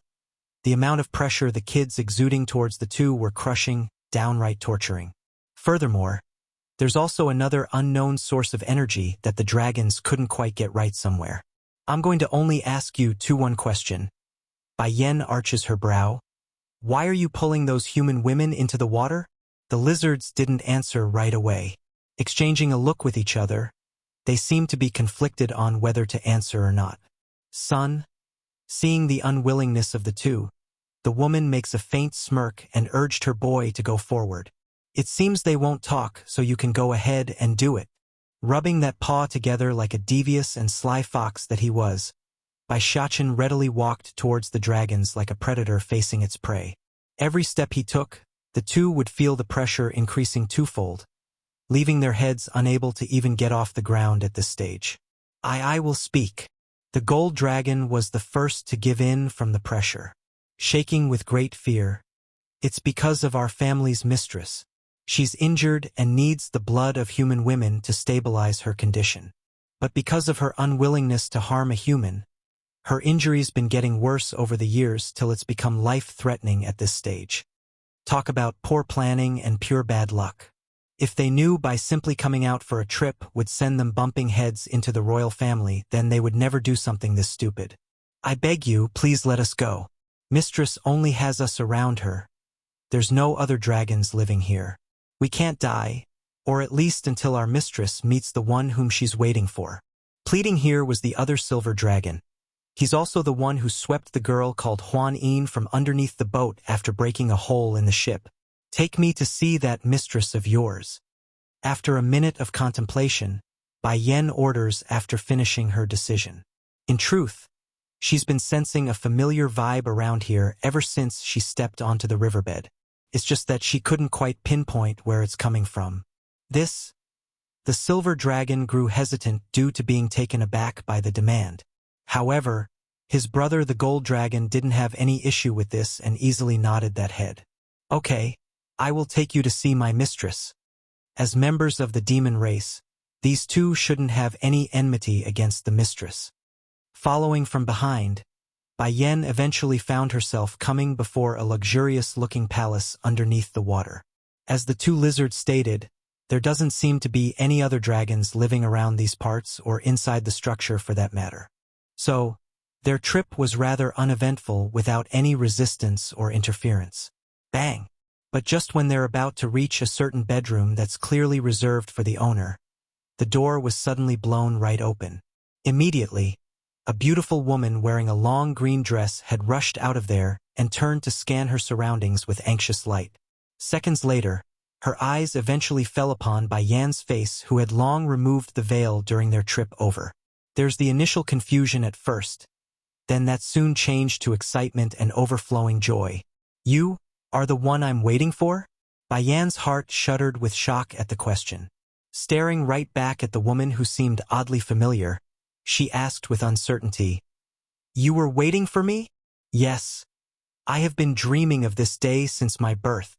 Not being polite, the dragon lady strode forward in careful delight as her happiness melted away the sickly color on that face. That dream had a voice. It always told me she would come for me.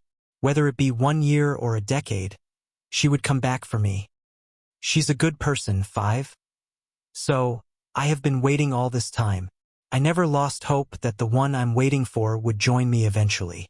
The woman with the green dress stumbles to a halt, her face showing hope and surprise when reaching out with that hand to touch Bai Yan's face.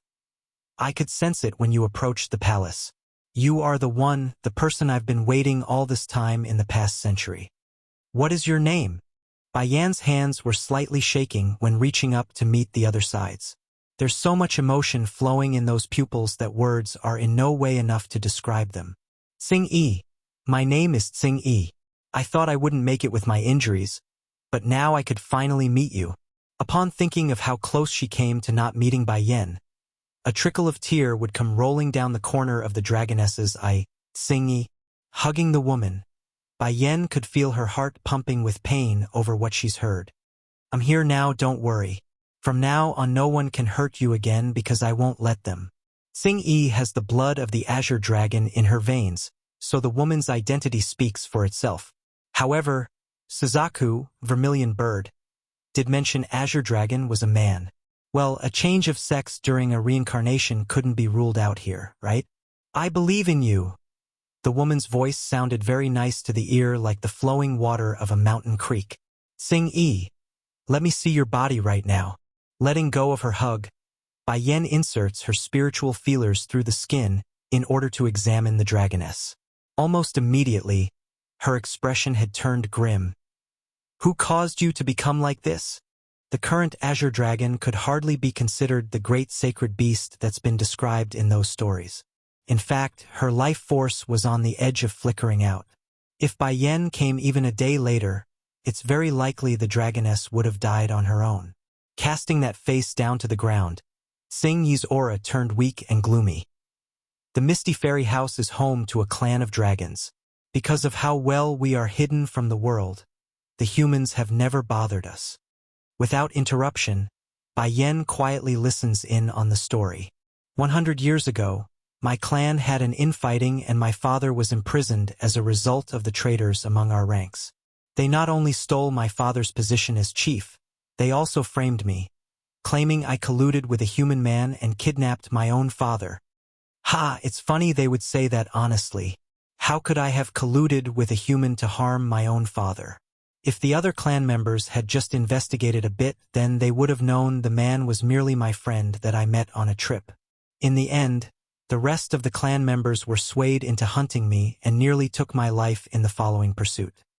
Originally, I wouldn't have lasted long after the injuries I sustained, but I just couldn't accept my fate ending like that. From birth, I've been waiting for you, so I couldn't bring myself to die like they wished. Xing Yi's expression looked lifeless and sad then, knowing full well about her own condition. I'm sorry, I can't stay with you longer. At most I can only live for a few more days. As for rescuing her father and reclaiming the clan, that's nothing but a pipe dream at this point. I will find a way to heal you. Bai Yan's complexion was seething with rage. Don't give up, Xing Yi. I will definitely save you. I just need to find the right ingredients. Once I do, your injuries will immediately be cured with my help. Shooting up her eyes in surprise, the dragoness's voice became emotionally excited. I can really live? Giving a heavy nod in confirmation. I won't let you die. Also, going silent for a moment, Bai Yen then rummages through her storage bag before pulling out a bottle. This here will help you keep going for another 3 months. I will use this period to gather what I need. Do not give up until I return.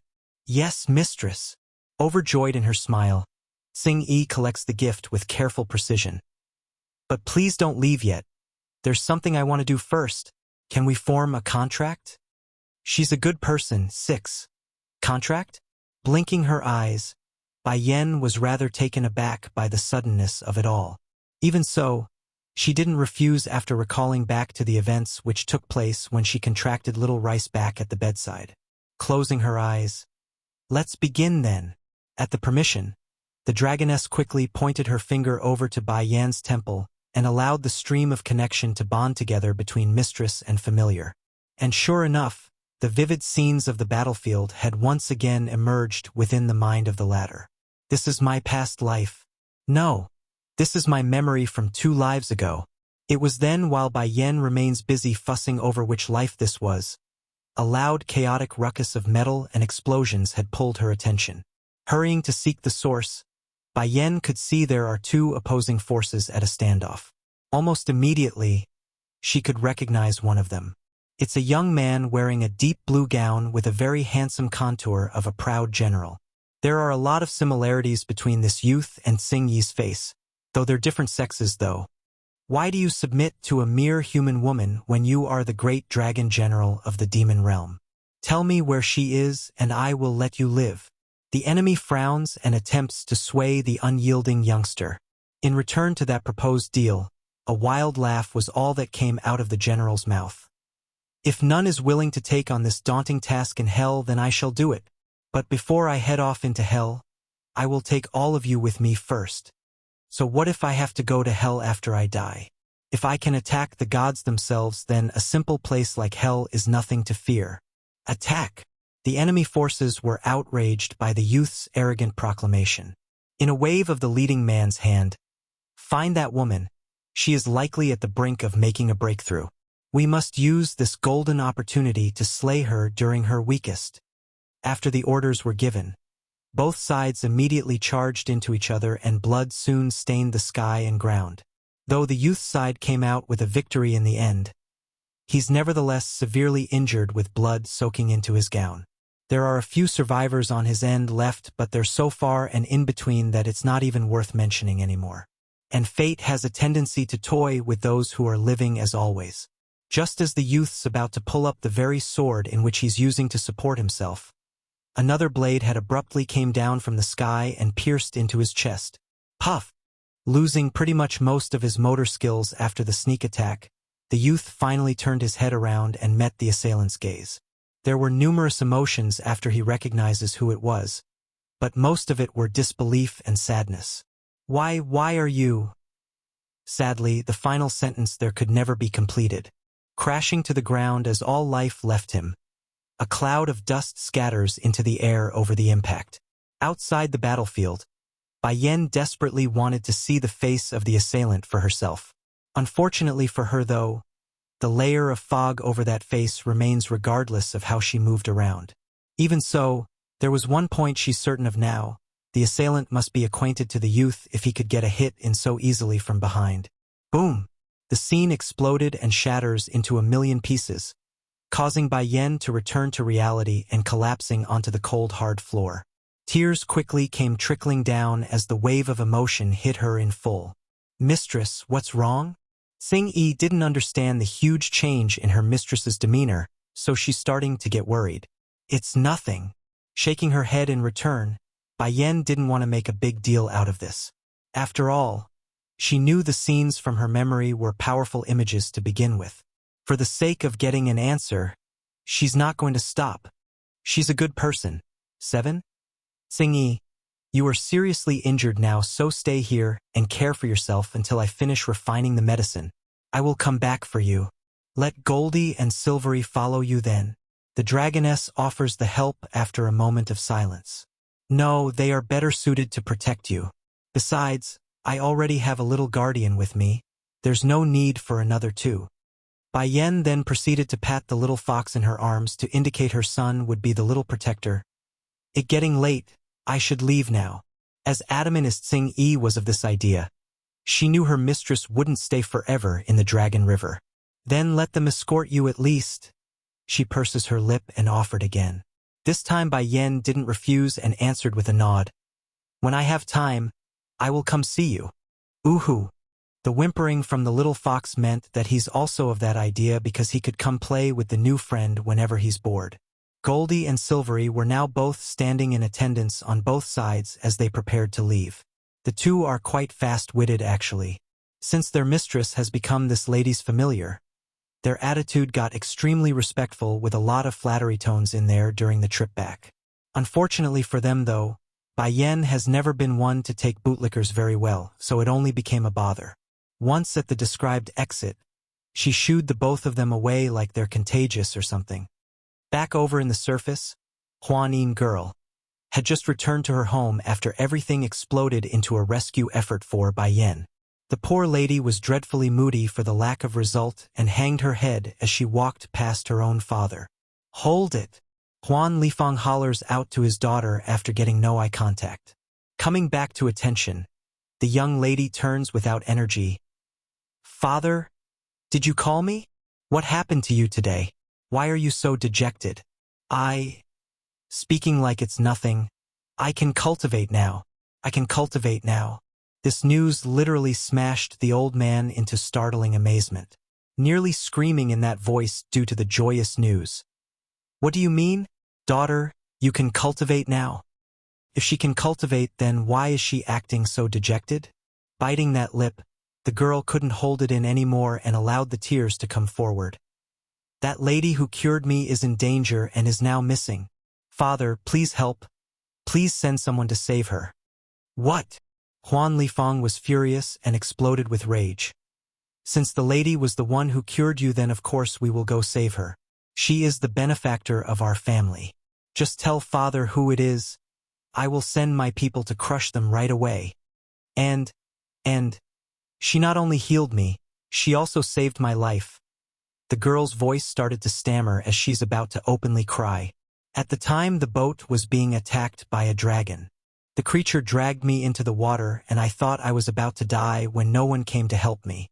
That's when she dived in without any care for her own life to save me. Dragon? The father's eye now showed absolute shock over the stunning news. He's heard of there being dragons within the Dragon River, but never has he seen or heard of one being sighted. Can't be, there really are dragons living in that river? Daughter, you go inside and rest first. I will call the higher-ups of the family and hold a meeting. Don't worry. We will definitely find her even if it's just a corpse. The girl only fell into danger for the sake of Huan Yin. We mustn't be ungrateful and just stand by to watch. Despite the promise from her old man, the dejected girl's mood remains as moody as ever. She knows by this point the likelihood of survival was thin.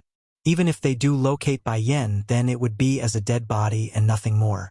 Meanwhile, at the same time over at the chief's residence, the womanizer Sun Huan had just arrived at his own home too when he started screaming out for help. Mother, father, hurry and come help. Someone needs saving. Hypocritical Mulang 1. In this usually quiet estate, the eager voice of this womanizer was no different from an injection of adrenaline, sending all of the occupants inside to rush out in search of the commotion. What happened, Sun Huan? Jun Tianyu, wife, asks her son after seeing that urgent demeanor. Mother. He firmly grabs onto that arm. Hurry and go call everyone. Just now my friend's been dragged away by a dragon living under the Dragon River. Wah! The group of elders who followed from behind the lady of the house were all aghast by the shocking news. Their faces were either showing incredulous or disbelief. Dragon? The Dragon River is really home to a dragon? For a while there, everyone was exchanging silent looks because they knew there's just no way for survival after being towed away for so long. Son, the mother remains to be the calmest here and wanted some more details. Tell me what exactly happened first. Giving a slight nod in return, the womanizer knew he must do as told in this situation. Bit by bit, he went over the story of how Bai Yan cured Huan Yin's condition, then of how she dived into the water despite the danger in order to save the two girls who were dragged under the water. Jun Tianyu and her husband Wu Wei were both quite shocked in the face afterwards. One for learning there's such a selfless person under them, the second being the incredible ability the lady portrayed on the boat. You mean that lady really cured Huan Yin's condition? Chief Wu Wei asks with a tinge of anxiousness in his voice. The man held a very clear picture of the lass's physical condition, so the fact that someone could cure her left a lot of questions to be answered. Yes, father, you must save her. Even at this point, the womanizer still doesn't know why he's acting so heartbroken over the scene of Bai Yan being dragged into the bottom of the river. It's definitely not love or adoration, that much he's certain. So, what could this feeling be that's constantly stinging at his heart? Okay. The mother's gaze looked grim. I will have our people go search for the lady. Perhaps she might be alive still if we are quick. With the guarantee of the lady of the house, Sun Huan's expression also lightened up.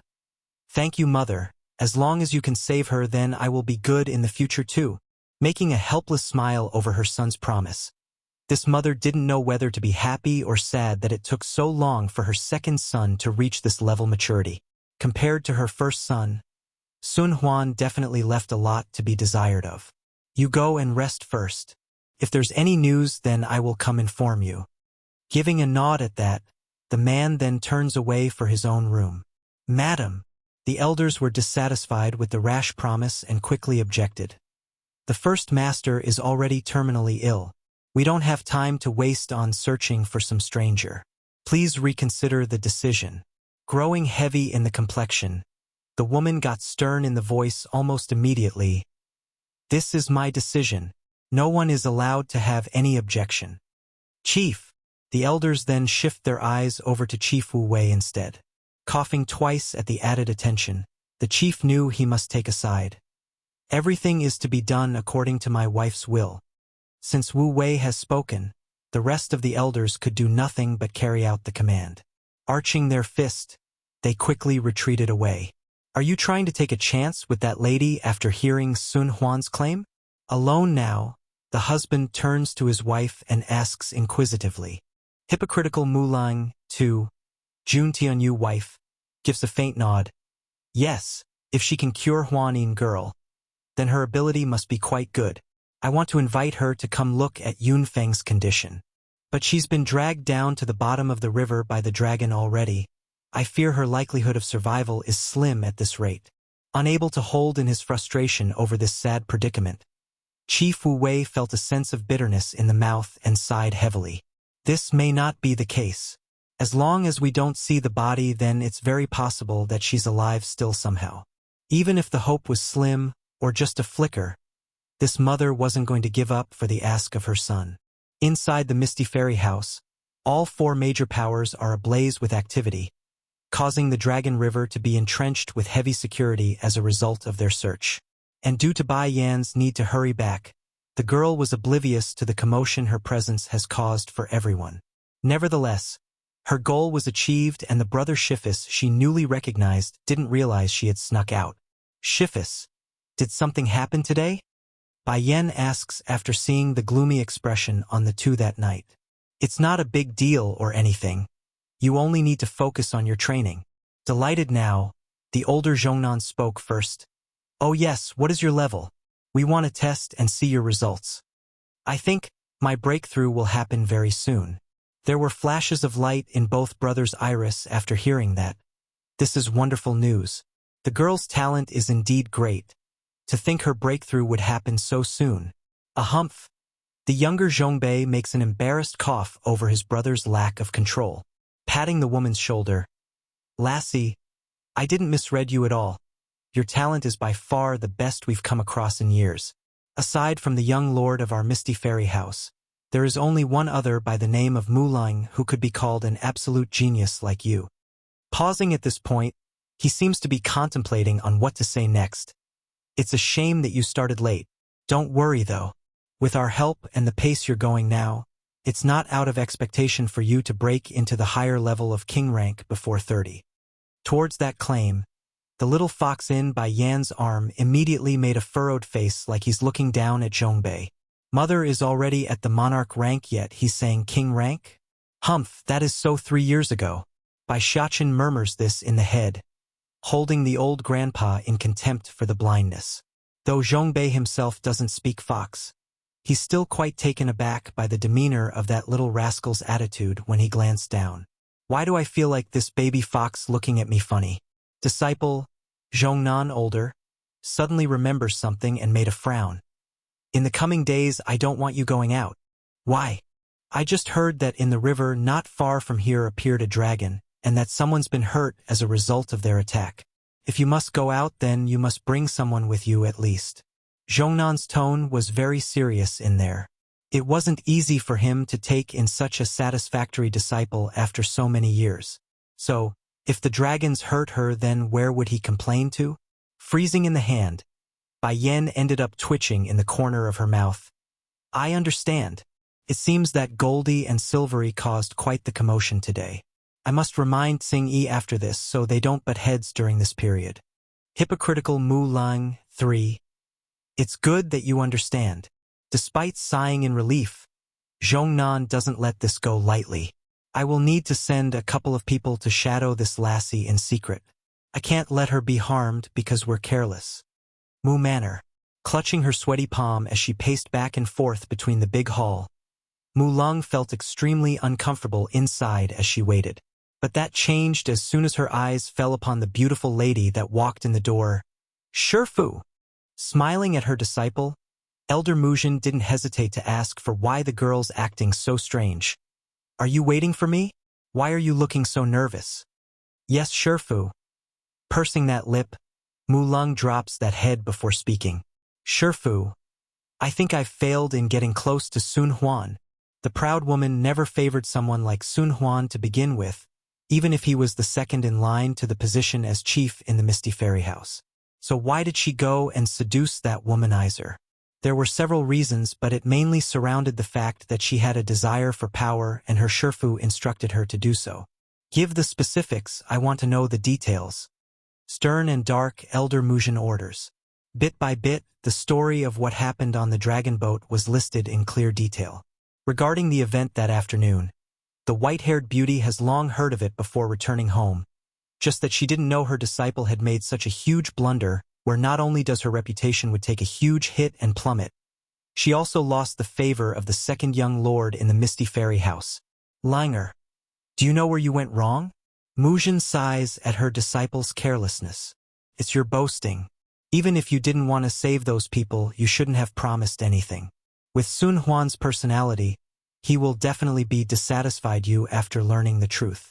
Getting on her knees now, the proud girl now started to weep. Shifu, please help me. I can't fall like this after working so hard. Going silent, the old beauty didn't speak for the longest time. Go to the Mirage family's place and apologies to them. Though Huan Yin is only a relative of the chief's wife, the girl is highly favored by her aunt. In addition, Mujin's gaze now turned sharp and fierce. You must marry Sun Huan at all cost.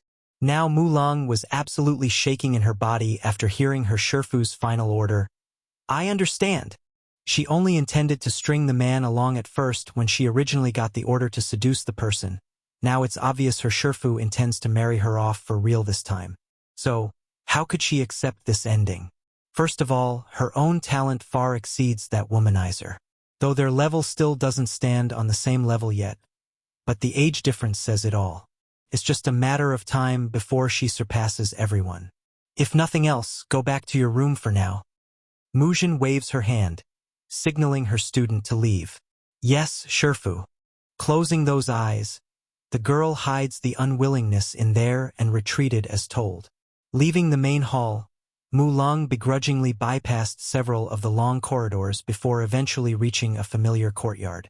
But before she could reach the doorway for her own room, a guard had walked in from the side to make a report. Miss, I have uncovered the matters you ordered us to investigate. Well? Her brow arching into a glare, she sounded cold and intimidating. Who was it? Who was that woman who stole my limelight? She is the Ho family's daughter called Ho Chui Chui. But, when I went to confront the lady, she informed us that she didn't attend the event for various reasons and sold the invite slip to someone else. Who did she sell to? Mu Lung's expression was now getting hard and dangerous. We were able to locate the dealer very easily, and even managed to get a portrait of the woman according to the description he gave. Miss, please have a look. Hypocritical Mu Lang for. The guard in question hurries to present the portrait in front of the lady. After careful scrutiny, Mu Lung's expression soon changed from smug to enraged anger. The woman on the portrait was almost surreal in how beautiful it was, far surpassing her own image in every way. In particular were those eyes. It's deeply attractive and the key factor in confirming it's indeed the same person she met on the boat. She is the woman who bought the invitation?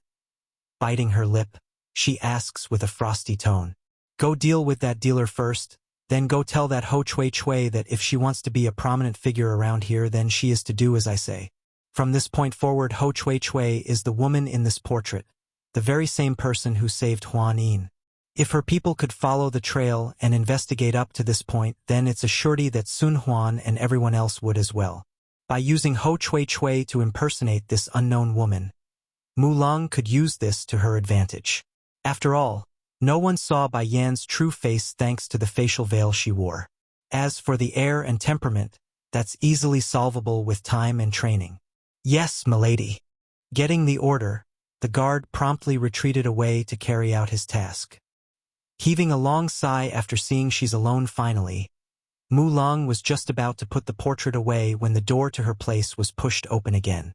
In a panic, she hurried to hide the scroll behind her back and away from the newcomer's prying eye. Shifu, are you looking for me?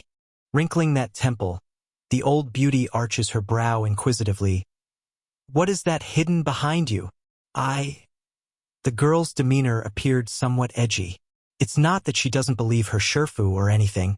It's just that there are some things better left untold whenever possible. Darkening in the face upon getting no answer from her disciple, the old beauty decides to take matter into her own hands. In a wave, the portrait being hidden was promptly snatched away. Shifu! Mu Lung exclaims in great fright at seeing the scroll being unfolded. While the young girl herself only wanted to hide the picture, Mujin on the other hand showed a much bigger reaction than expected. It's as if a ghost had just appeared from the depths of hell and wanted to strangle this old lady. That's how pale the woman looked at this moment. Langer, where did you get this portrait from? Mujin's lip trembles as she spoke. It was actually so bad that even her hands were having a hard time keeping the scroll in check and almost dropped it on several occasions. Though Mu Lung herself doesn't know what's gotten into her Shifu right now, it doesn't stop her from giving the details. You mean the woman in this picture is that very same lady? Mujin's eye flashed meaningfully. Yes, Shifu, that's her right there. Good, very good. Remember, do not let anyone else see this portrait again. Returning the scroll to her disciple, Mujin herself felt relieved for some unknown reason. Yes, that woman is dead. She couldn't possibly be alive. Thinking of this, the old beauty's mood immediately let up, evoking a snarling smirk. Since that woman is the one who saved Huan Yin, then she mustn't be allowed to live. From now on forward, I will try to muddle the search effort. As to Huan Yin's side, Langer, you will need to count on yourself to do your half.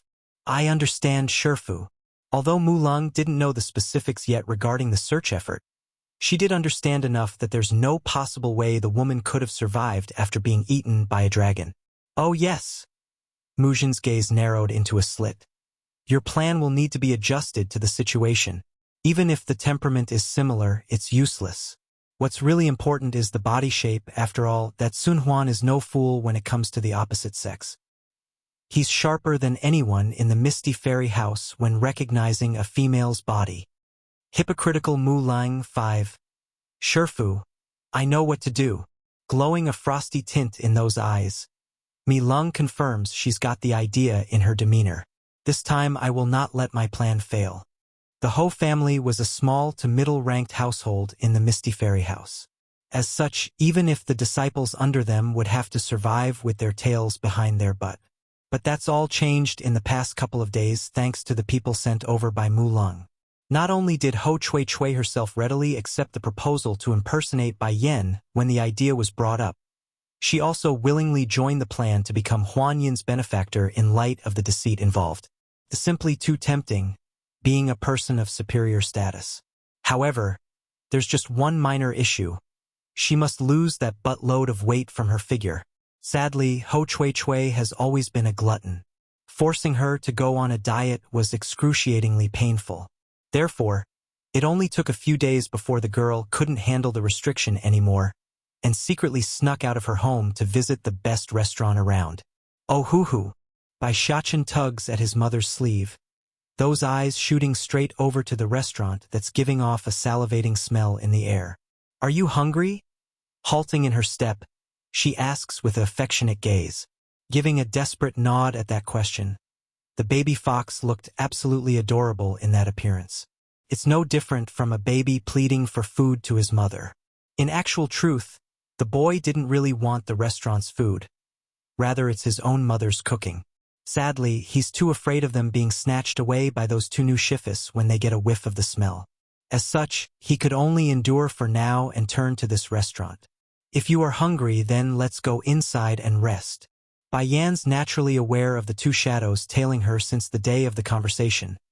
Therefore, she's not in the position to go inform Tsing Yi of what she knew right now. But no matter, passing on a message could be left solely to Goldie and Silvery since they are under no restriction. The main urgency still remains with locating Dragoni and the blood vine seeds. Bai Xiachen didn't have that much problems compared to his mother though. He only has food in mind at the moment. Blinking like stars in his eyes, the little fox licks that cheek like a good little son that he was and got a good rub on the head in return. Unbeknownst to the boy though, Bai Yen was rather worried about her son's current state, for it's been a long time since she's heard him call out to her in that cuddly voice. The business around this Longjing restaurant was very good based on the fullness of their lobby. Maybe it's just luck at play today, but Bai Yan and her son were able to get a table as soon as they entered thanks to a couple leaving at the same time. But good fortune doesn't always last. As soon as she's finished picking out a few dishes and was in the middle of playing with her son, that's when it happened. Ho Chui Chui. I obviously came first, so based on what can you take my seat? The voice sounded angry, sneering in return. Lu Yu, you've snatched my stuff on more than one occasion before, so what does it matter if I return the favor just this once? You? The other person stares wide-eyed there. The idea of Ho Chui Chui talking back to him simply never crossed his mind. What's going on here? This girl always run like a cat as soon as she sees me. Why is she acting so rudely all of a sudden? You are crazy. In the end, he snaps and shot this over to the instigator of the drama. You only dare to pick on me before because of your brother working in the chief's manor. From now on I, Ho Chui Chui, will no longer put up with your affronts. If you don't scram before I get mad, then I will show you what it means to cross me. After giving this threat, the chubby girl then picks up the leftover dishes and threw it all over in Lu Yu's direction. Hypocritical Mulang 6. At the same time while this was occurring to one side, the waiter in charge of serving Bai Yan's table had finished bringing over their food by then. As the little glutton that he was, Bai Shachen's little paw naturally wanted to make a grab for the delicious things placed before his eyes. Sadly, the flying leftovers from the troubling fight had come splashing over and ruining all of the dishes in their spot. Bai Yan's first reaction was a dark face of disbelief while her son just froze there with his paw still reaching out. It's simply too ridiculous and out of the blue that both were unable to react aside from the kid leaking out a bead of tear from having his much-anticipated food being squandered away by someone else. It's unsure when but a large crowd of people had gathered around the middle of the lobby of this restaurant by now, all of them attracted by the commotion. You want to splash me with the leftovers? Lu Yu grinds his muller over the insult.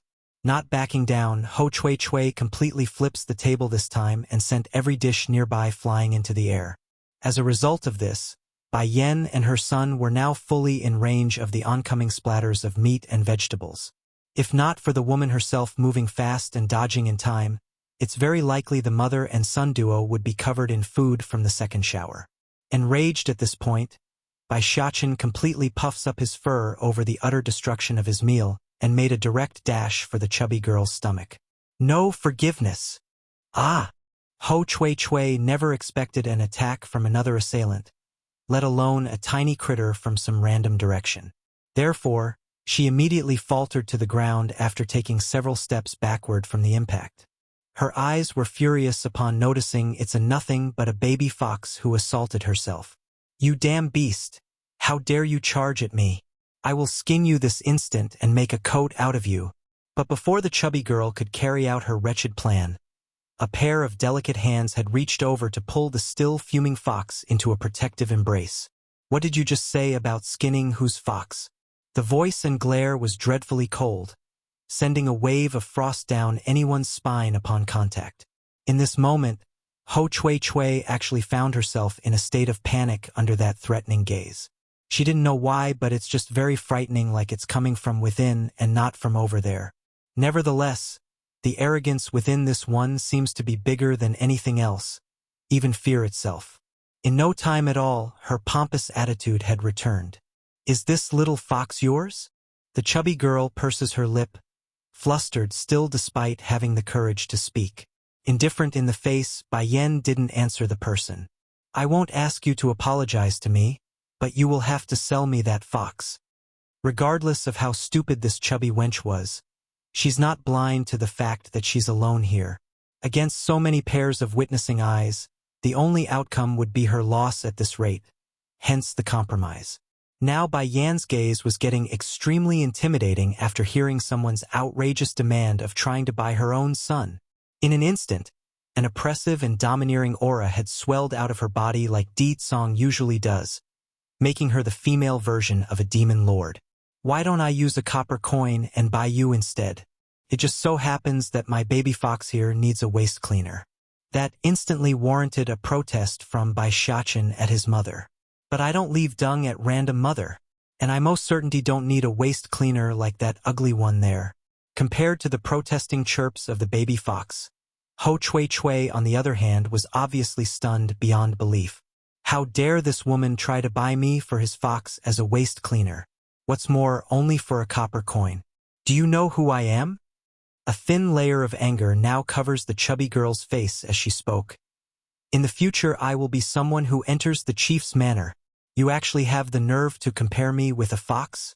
Do you think that beast is worthy of me? Not going to waste time arguing with the fool across from herself. Bai Yan had already come before the foe. Indeed, you are not worthy of being my fox's cleaner. Can't let her live, one. Ho Chui Chui was so shocked that her eyes were literally popping. Against that murderous intent, even her breathing had become difficult. Pong! Bypassing whatever guard or defense the chubby girl had, Bai Yan uses her toe to kick the other side's kneecap, causing the foe to fall to the ground in a kneeling position as a result of the pressure. You? Enraged by the humiliation, Ho Chui Chui swings her head up to be only confronted by those deathly glares. Whatever she wanted to say in retaliation in that split second, it's completely gone and replaced by an involuntary gulp. The whole restaurant was deathly quiet as a result of the sudden move. This woman, she's too brutal. A slight disagreement and she's already beating someone? Do you still want to buy my fox? The heel of her shoe now firmly pressing down against the chubby girl's back, causing a not-so-obvious pain in the victim's bone in the process. Or do you plan to skin him instead for his fur? With every question and word given there, Ho Chui Chui's complexion would grow paler by the second because of the increasing pressure on her bone.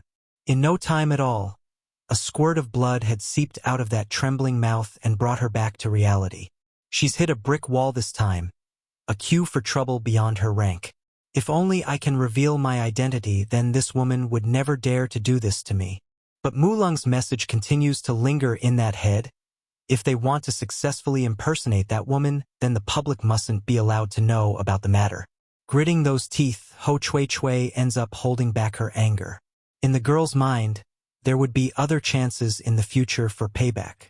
Outrageous! It was just then a loud hollering voice had drifted over from the restaurant's doorway. Following the source of that sound, what came into view of Bai Yan's eye was an elegant face of someone she's met before. Mulung also noticed the inquisitive gaze coming her way right at that moment. But unlike the flat reaction from the former, she herself was absolutely shocked by what came into her view. The very sight of Bai Yan's face was enough to make her go green until it eventually fell into a state of panic. Not missing this, a pang of suspicion promptly sprouted within Bai Yan's head. It seems this person recognizes me. Hold it! Forcing down the unsettling mood inside, the usually high-standing girl slowly strode into the restaurant to confront the other side. Miss, this girl is my friend. I hope you can let this slide out of consideration for my name and face. The plea for mercy immediately warranted a look of gratitude from the chubby Ho Chui Chui. She didn't expect someone as important as Mulung to personally come save herself, let alone claim they are friends. The rest of the occupants inside the restaurant were nominally shocked, of course. There's plenty of envious looks shooting their way now to the point where Lu Yu, who's the other participant in this fight, had also backed down.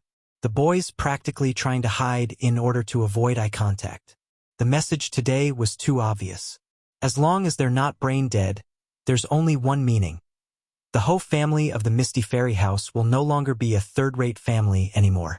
Give you face. Bai Yan's gaze squints into a frosty stare. Do I know you? That last part of questioning definitely brought on a new wave of unease within Mulung's heart. She's very much afraid this woman would remember their last encounter and ruin everything she's had planned for the future. Nevertheless, the will to continue with this farce wins out in the end. We are not acquainted. If we are not acquainted, then why should I give you face? Sneering with contempt at this point, Bai Yan cocks a smirk. Is your face worth a lot of money? Now Mulung could no longer keep up her facade and actually showed a crack in the face. She simply never expected there to be an individual who would dare go against herself in the Misty Fairy House. If you are unwilling to give me face, miss, then I can only apologize ahead of time. Uncle Mu, please restrain this lady for me. putting on an indifferent air of someone of superior status. This girl acts like she's above everyone else despite willingly joining in on the fight. But in truth, Mu Lung wanted this outcome from the very start. She only needs an excuse to have her people make a move. Then when it comes time, they could just make up some lie about it being an accident when they harm or kill off the woman. Yes, miss. Upon giving the confirming word, an old figure suddenly snakes out from behind the crowd and shot for by Yan's neck using his hand as an arching arrow, reading to pierce through the skin and the main arteries. Can't let her live, too. Seeing that the old man had already come before her very eyes, Bai Yan was now stuck in a predicament of whether or not to release her true strength. Issue was, if she did so, her secret would be revealed. But on the other hand, it's very unlikely she would be able to leave if things continued like so. Heaving out a long sigh, Bai Yan knew there's no other choice.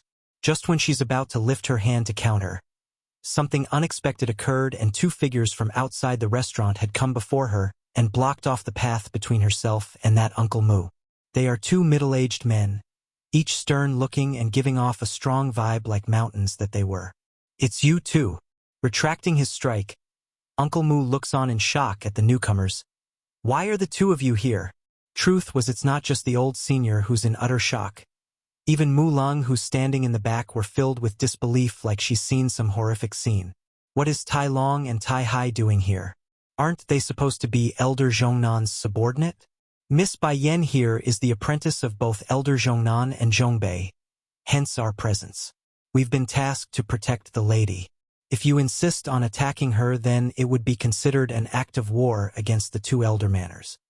Uncle Mu's expression promptly changed for the worse over the threat. Even among the elders, there are differing ranks based on their experience and contribution. Though Zhongnan and Zanbai's aren't very high up the ladder, they're still elders of the council. What's more, the chief himself has ordered before that in order to avoid conflict between various factions and elders, the one who makes the first move would automatically be at fault regardless of the reasoning. We've offended the two of you then. Cupping his hand at the two guardians, Uncle Mu swiftly turns around to the lady. Milady, we should go back first. It's getting late. In other words, this matter needs to be reconsidered until further discussion, and that it's not urgent to slay the woman today. Nodding in return, knowing full well what the senior meant. All right, we will leave for today. Ho Chui Chui, you come with me. But before the chubby lady could finish climbing up from the floor, the struggling body abruptly froze there in mid-struggle. Who said you are allowed to go? The sudden voice from behind was devilishly scary to the level where she's now instinctively obeying to save her life. Sweating right down to her palm, the pale-faced girl rigidly answered back, Then what do you want me to do? Not bothering to reply to that question, Bai Yan decides to use action to tell everyone what she wanted. In a smooth grab for the other's collar, she directly picks up the flailing girl who's downright screaming now and throws her right out of the restaurant and onto the main street. This will be the one and only lesson to you. If you try to hit on my family's fox again, then I won't just throw you out of a restaurant. Patting her hands together to remove some of the dust, Bai Yan then returns her attention back to her son, who's still quite irritated by the whole mess. Since today's lunch is already ruined, why don't we go home and I will cook you some dishes instead? Lighting up in the eyes as expected, Bai Shachen nodded his head profusely in agreement. Honestly, that licking tongue was all the answer he needed to give to show his mother he's very happy with the suggestion. Let's go then. Under the astonishing gazes of everyone, Bai Yan ignores the looks and proudly walked out of the restaurant with her son in arm. And it's unsure if it's intentional or not, but when she came out of the doorway, her feet had ended stepping over Ho Chui Chui's body, who was still sprawled all over the ground from the painful toss. The foolish girl was spinning in the head to begin with, now to be trampled again in her injured state.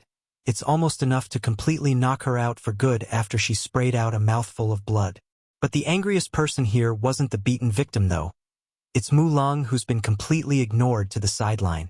In light of the silence she's showing off to the public, those shaking fists were the biggest giveaway of how irritated she truly was inside. This woman must die. I will never let her live. Thinking up to here, Mu Lung's dark personality promptly takes over and returns her back to the old self of deceit and pretense. slowly coming before the chubby girl. If you can still move, then get up. I have something to say to you. Can't let her live. 3. Still in her dizzying state, Ho Chui Chui originally wanted to get some help in climbing up. Unfortunately for this chubby lady though, Mu Lung outright ignored her reaching hand and bypassed herself.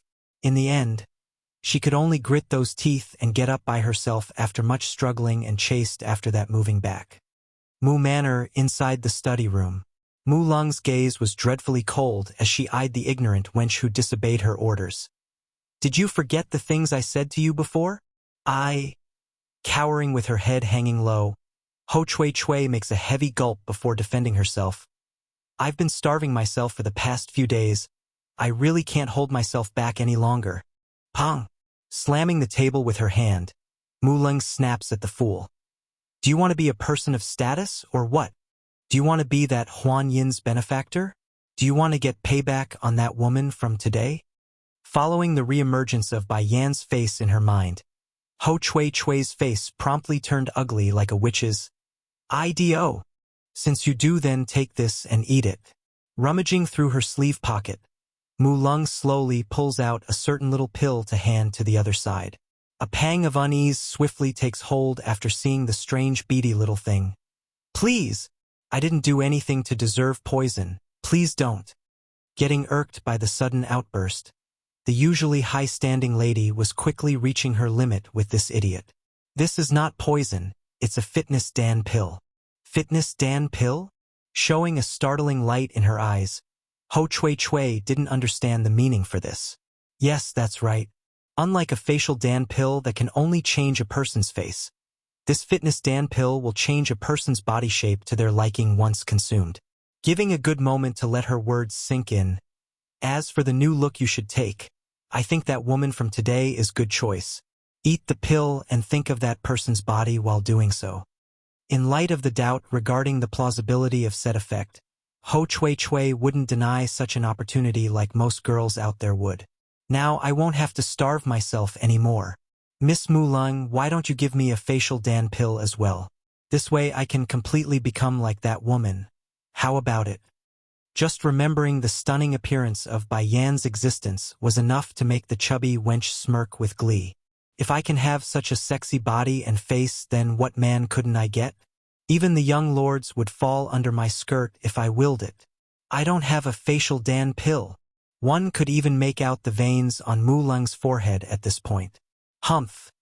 Even if I did have one, I would never give it to such a person like this. Oh! Replying with a look of disappointment, Ho Chui Chui nevertheless composes herself to get back on track. In a flick, she shoves the thing into her mouth and allows the image of Bai Yan's perfect body to manifest in her head after closing her eyes. Then by the time she opened them again, it was exactly as foretold. That chubby body figure was nowhere to be found anymore, only the thin dainty figure of a fine model that had the perfect assets in the much-needed places. This will only last for 3 months at a time. By then you will need to retake the Fitness Dan pill in order to maintain this shape, you understand? Raising a smirk, Mu Lung allows the foolish wench to bask in the glory of her new body before bringing up the bad news. And I also need to tell you one thing. This pill also has a side effect. After taking it, you can no longer have children. What? Shooting up her head in terrible fright, Ho Chui Chui became ghastly. Please don't bluff me. As a woman, if I can't have a child, then how am I supposed to marry in the future? You don't have to worry about that. Don't forget, I'm the most talented alchemist within the Misty Fairy House. Over time, I will inevitably become a 7th grade alchemist, and then I can make all the cure you need to regain that ability. Though the statement was a bit over the top in terms of arrogance, this high-standing lady was indeed a 4th grade alchemist at the tender age of 20-something. As she ages, it's not out of the question for her to reach that amazing feat after a few decades. Can't let her live for... Really? Ho Chui Chui sounded hesitant nevertheless. But upon recognition of how talented Mu Lung was, she stuffed her doubt back inside at the end. Miss Mu Lung, I hope you won't forget me when you reach the 7th grade. Rest assured, I'm a person who keeps my promises and would never go back on my words. Now I'm going to first send you to the Dragon River for our plans to work, And do not ever forget the words I said to you. The appearance of Ho Chui Chui naturally couldn't be introduced by herself, otherwise that womanizer Sun Huan would definitely begin suspecting of something. Inside the study room of the Mu Manor, Elder Muzhin was just in the middle of going through her books when a voice from the outside interrupted her work. Though a bit annoyed, the old beauty summoned the individual anyways. "Come in, Elder." The person was Uncle Mu, who was charged with following Mu Lung today to the restaurant. "I inadvertently discovered something today while protecting the young miss." "What's the matter?" She frowns and paid closer attention. "I've learned of Zhongnan and Zhongbei taking in a new disciple." A shocked look instantly takes over the old beauty's eye, growing stern and cold now. "Those two old-timers actually took in a disciple? I thought after all these years they would be disheartened and have given up on life." "Elder, should I send our people to assassinate the girl?" A gleam of murderous intent twinkles within the old man's eye, indicating he's not beyond such dirty methods. The Misty Fairy House may not allow confrontation between its members, but that doesn't mean there aren't other methods under the table where they could take charge. For example, the slaying of the two brothers' first disciple was exactly such a case. In the end, Zhongnan and Zhongbei didn't even know their precious apprentice was murdered by someone else, and only assumed it was an accident. But that's not the best part. As a result of that order from way back, the once leading figures Zhongnan and Zhongbei of the Elder Council has now fallen from grace and could only stand at the bottom of the ladder, unable to move forward again because of their idle cultivation. Humph! Muzhin huffs with displeasure. It was precisely these two old farts who supported the young lord when he mingled with a mundane woman from the outside. I wanted to use forceful means to break off their relationship, but they kept insisting on going against my plan, sending my opinion to deaf ears. But what of it? If I can't beat them in the open, then I can beat them in the shadows. If they weren't so stupid to begin with, then they never would have fallen into their current decrepit state. Just thinking of the past would be enough to make Muzhin's eye flare up with fire. Furthermore, simply killing their first disciple and freezing their cultivation is nowhere close to being enough to dispel my hatred for them both. Mu Senior, I will leave this matter to you. I don't want to see anyone related to those two alive again. If one dead disciple is not enough, then I will see to it their second one is dead as well. Be assured, Elder, I won't let that lassie live for long. There won't be any evidences to point the incident back to us either. Giving a satisfied nod over her subordinate's smart wording. They owe me. Even if I kill their disciple, it's their fault and theirs to bear. That girl from back then is nothing but a mundane. How can she deserve the young lord's love? And if those two brothers are going to side with that bitch, then they will owe me for life. If going by the inhabitants of the Misty Fairy House, the residences here could not compete with the mainland in terms of number, of course. However, the amount of land they controlled and occupied definitely matches up on that end. It's just that, for any family with a certain level of status, they would most certainly control a mountain range that connects to the main mansion regardless of it being thousands of meters long. Can't let her live. 5. At this moment atop of Back Mountain to the Zhong Manor, Bai Yan was just in the middle of meditating to absorb in the surrounding energy. Where did Xiachen go? Opening her eyes, she was a tad surprised to find her son missing from the area and with no sign of his whereabouts. As a mother, Bai Yan's naturally worried and was quick on the uptake to look for the boy, especially in his current fox form when he's at his weakest. Just that when she did so, a fierce killing intent had caught her attention from behind and caused that moving leg to stop. Die! Towards the unmoving image of his target there. Uncle Mu's confidence promptly swelled and reinforces his will to attack.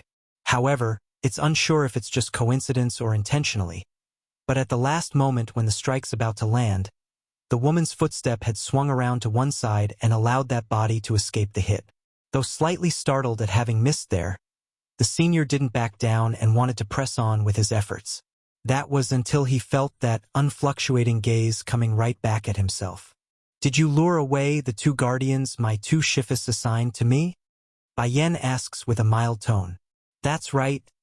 Senior Mu answers with a deep wrinkle on his temple. I did lure them away, but don't worry, they're very safe because my target is only you. He has a very high standard when doing things. Unless they're part of his list, he won't touch anyone else uninvolved. Then where's my fox? Bai Yan continues to ask. What fox? I don't know what you're talking about. Now Senior Mu's frown had become very deep, as was his patience over the incessant questioning. Bai Yan, on the other hand, showed a look of relief after confirming her son's safety. It looks like Xiachen only went out on his own to play, and not because he's been kidnapped by someone else. Speaking about it, I should be thanking you. Smirking openly now, Bai Yan's gaze was full of laughter, like a cat playing with a toy. What? The old man seems shocked, unsure of what to make of the other side's meaning. I'm thanking you for removing everyone away that could be a hindrance. This way I can act without worry. Now that smile on her face didn't seem so friendly anymore. It's downright dangerous and threatening as she firmly strode towards the assassin. Meanwhile, at the same time, her true strength as a monarch-ranked cultivator was in full bloom, leveling the ground with her pressuring aura and turning the sky gray. You're a monarch rank. Utterly shocked by this quick turn of events, Senior Mu could feel his heart pounding. Though the Misty Fairy House was considered to be one of the three major powers of this world, they are still within the realms of reason. As such, any monarch rank would be considered a powerhouse here regardless of their nature, and would most certainly warrant an invite from the acting chief to join the Elder Council. Run. Pumping with adrenaline, that's the first thought that came to this old-timer's mind as he made a hard dash for the mountains. You know too many things already, so don't even think about leaving. The voice was like the devil's, drifting into Senior Mu's ear and reinforcing the fear inside his heart. But if you tell me who ordered you to come kill me, then I might just leave your body intact afterwards. For those who want her life, Bai Yan has never been one to hold back. I would never tell you. The elder viciously yells back the reply while still fleeing for his life. Is that so? Not minding this at all, Bai Yan's hand casually raises up to take aim at her target. Next second, a burst of flame ignites out of the blue and enshrouds the elder's body, causing immense pain in the process. Can't let her live, 6. Even if you burn me to death, I won't say it. Bloodshot in his eyes, Senior Mu refuses to budge despite imminent death. Then so be it. Not minding this at all, Bai Yan carries out her words by following through with the threat. Bang! Turning her fist in a mountainous wave of energy, the crushing blow instantly turns the stubborn old fool into mush, killing him with no chance at life in doing so. Oops! I think I just went overboard there. Rubbing that nose of hers in embarrassment, Bai Yan shamefully strode towards the remaining corpse of the foe in order to salvage the situation. Senior Mu's last moment before death definitely didn't feel good. The pain was sharp and crushing. Even so, at least the process was quick and left him free to move on to the afterworld. Or that's what he thought until he felt a sharp, intense pain ripping at his soul. And sure enough, by the time he's managed to adapt to the sunlight in front of himself again, the man was horrified to discover the terrible truth. Bai Yan was indeed tearing at his soul and ripping it from his corpse. This could no longer be considered a simple act of fear. It's downright torture. He's always thought that after a person's death, their soul would automatically break away from the flesh. But now he's being grabbed and ripped away by a human hand? Now, are you going to tell me who instructed you? Or do I have to take further measures to make you talk? Gripping the soul firmly in place with one hand, Bai Yan slowly moves a ball of blue flame with the other to reaffirm her threat. Monster. This was the only description he could use to describe Bai Yan's existence at the moment. This woman is a monster. No. She's more frightening than a monster. She's a devil. I will speak. When the soul's about to make contact with that eerie-looking flame, the senior's last ounce of stubbornness had finally crumbled. I will tell you everything. Just keep that fire away from me. If it was just material pain, then he could still bear it. But it's one's soul, his soul. It's not common knowledge, but as someone who's from the Misty Fairy House, Senior Mu understands that damaging a soul meant the pain would manifest by several folds and more depending on the method. If you had obeyed from the beginning, then none of this would need to happen, you know. All smiles there. Bai Yan squints those foxy eyes to show her mischievous side. In light of the mesmerizing face in front of himself, Senior Mu only found the woman's appearance all the more frightening. In fact, the more she smiled, the more his heart trembled. If I had known her strength would be like this, then I would never have resisted. The one who sent me to kill you wasn't Mu Lung. It's her Shifu elder Muzhen. Muzhen? Slightly wrinkling her brow over the name. Do we have a grudge or something? Why would she send an assassin after me? No, you and her do not have a grudge. It's Zhongnan and Zhongbei. She has a grudge against the two brothers. That's why she sent me to kill you in order to get back at them. Pausing a bit, Senior Mu had to take a short moment to come to terms with revealing the biggest secret. Muzhen admires the young lord. That's why she's jealous of that mundane girl who could get the young lord's love. Now this came as quite the surprise for Bai Yan after hearing this explosive news. But isn't Muzhen older than the young lord? If I remember correctly, that woman could even be the guy's mother based on her age group. She's never been much of a discriminatory when it came to one's age difference. After all, there are plenty of couples out there who are dozens of years apart. However, the issue here lies in the fact that Muzhen has a one-sided crush on the poor man, and even went out of her way to go after anyone whom she's jealous of? Yes, it's a shame that our young lord doesn't have the right to choose his own love interest. What, are you implying Muzhen could force Yun Feng to marry her or something? Bai Yan asks, intrigued by the old man's odd sentence right there. It's not Elder Muzhen who can force the young lord. It's a goddess from the celestial realm who is forcing him. Speaking of this goddess, Senior Mu's attitude immediately took a turn for the better. His eyes were full of admiration and worship when speaking. That goddess is not only from the celestial realm. Her position is extremely high as well. Do you know about the war between gods and demons from a millennium ago? They say it's all because of her after she captivated the leaders of both sides. Can't let her live, 7. Bai Yan's complexion had gone dark over the claim. The demon lord. Does he mean Ditsong? But then who would be the leader of the gods? All of a sudden, her mind remembers back to the battlefield where she dreamed of an encounter with that white dashing figure. Can it be?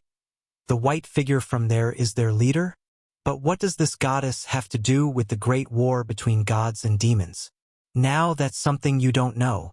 This goddess isn't only the mistress of the 4 sacred beasts. She's also the woman whom the demon lord and celestial lord fancied. But unlike the two men, the goddess herself only wanted an ordinary life with a regular man. That's how she encountered our young lord and fancied him. Bai Yan became stupefied on the spot. Immediately, a chill spreads across her body and causing that gaze to grow sharp. The mistress of the 4 sacred beasts? How funny. According to Suzaku's telling, the 4 sacred beasts have always been my people. Did I just get someone impersonating me? And the reason for all this nonsense is to rob a man? Perhaps able to sense the frosty air exuding out of Bai Yan's dreaded face too. Senior Mu's soul shrank into a tight ball out of fear right then. Did I say something wrong? Go on, keep speaking. Pursing her lip, she urges the old man to continue. Seeing his captor having no intention of instilling her fury upon him, the senior issues an immediate sigh of relief. Because of that reasoning, the chief wanted to bring the young lord back from his travels. To complete the task, Elder Muzhen was then ordered with the mission to go in place of the chief. That's where she learned of the mundane female getting into a relationship with the young lord. Naturally, Muzhen wanted to break the relationship off by proposing drastic means to everyone. But Zhongnan and Zhongbei objected to the idea and blocked it off along with the chief's consent. So that's the reason why Muzhen is filled with hatred for my two shifis? Drooping her eyes, a lamenting light flickers within Bai Yan's pupil over the silly reason for the enmity. Of course, that's not the only reason. It's what came afterwards that enraged her. The chief knew his son well, so he grew suspicious of Muzhen's story. To confirm the truth, he sent Zhongnan afterwards to bring back the young lord. The act alone was considered to be an insult, hence the bitter resentment. When the story reached up to this part, Bai Yan's lip had undoubtedly curved into a smirk, for she could already guess what's to come. And according to Muzhen's personality and character, she didn't stop, did she? Of course not. The elder sent her own people in secret and assassinated the girl in question. Afterwards, she just coined up a fake story saying the girl ran off to marry another mundane due to her falling into temptation. The only reason the lie even worked in the first place was because that person didn't reveal her background, so Zhongnan's had no way to locate the mentioned female in the story. Senior Mu's seen firsthand how cruel Bai Yan could be, so he didn't leave anything out from the incident from years ago. Though the old man himself didn't participate in the mission, he's still a close confidant, so many details are privy to his ear. But it's also because of this reason that he didn't realize something was very wrong. For example, the woman in front of himself right now had a very strong resemblance to the girl from back then. Then what about my Shifu's injury? Is it her doing as well? Musing for a moment, Bai Yan asks again. Considering her own ability and insight, there's no way she couldn't see through to the hidden injuries suffered by Zhongnan and Zhongbei. It's very likely the reason why the two elders are stuck at their current level and unable to progress. Yes, that's exactly it. Before that incident, the two brothers are both the first to enter into the middle level of the monarch rank and are both leading figures of the Elder Council. But since they're not the type to be suspicious of others, Muzhen was able to secretly plot against them and cause their progress to stall without further advances. Squinting her eyes, Bai Yan's gaze now carried a gleam, wanting to kill. Then why does she want to kill me? Is it just because I took them both as my Shifu? In Elder Muzhen's mind, the two brothers owed her way too much and could never atone for their sins. To repay them back for this fact, she murdered their first disciple. Inhaling deeply at the last bit, Bai Yan finally got it and didn't need any more information. Fine then, out of consideration for the honesty you showed, I won't destroy your soul. Can't let her live. 8. Senior Mu's mood had just lightened up after hearing this, but just when he's about to give his thanks, Bai Yan had already flicked her finger to send the soul flying. By the time he's returned to his sense after being thrown away, the man's soul had found himself trapped within his own body again. What have you done to me? In his fit of rage, the old man wanted to question the woman to only discover he's unable to speak. Under normal circumstances, a person's soul would automatically leave the body and head off to the afterlife for reincarnation. But now, he's found his soul unable to escape and stuck within his own body. I only promised not to destroy your soul. I never mentioned anything about letting you go. You've done so many bad things in this life and you still want to reincarnate?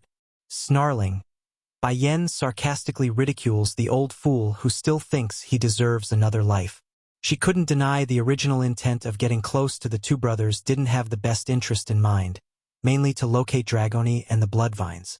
However, she's not made of stone inside either. Bai Yan has emotions too.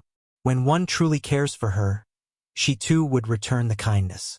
So, whether it be the group who harmed the two elders back then or those who does it now, the only outcome would be death.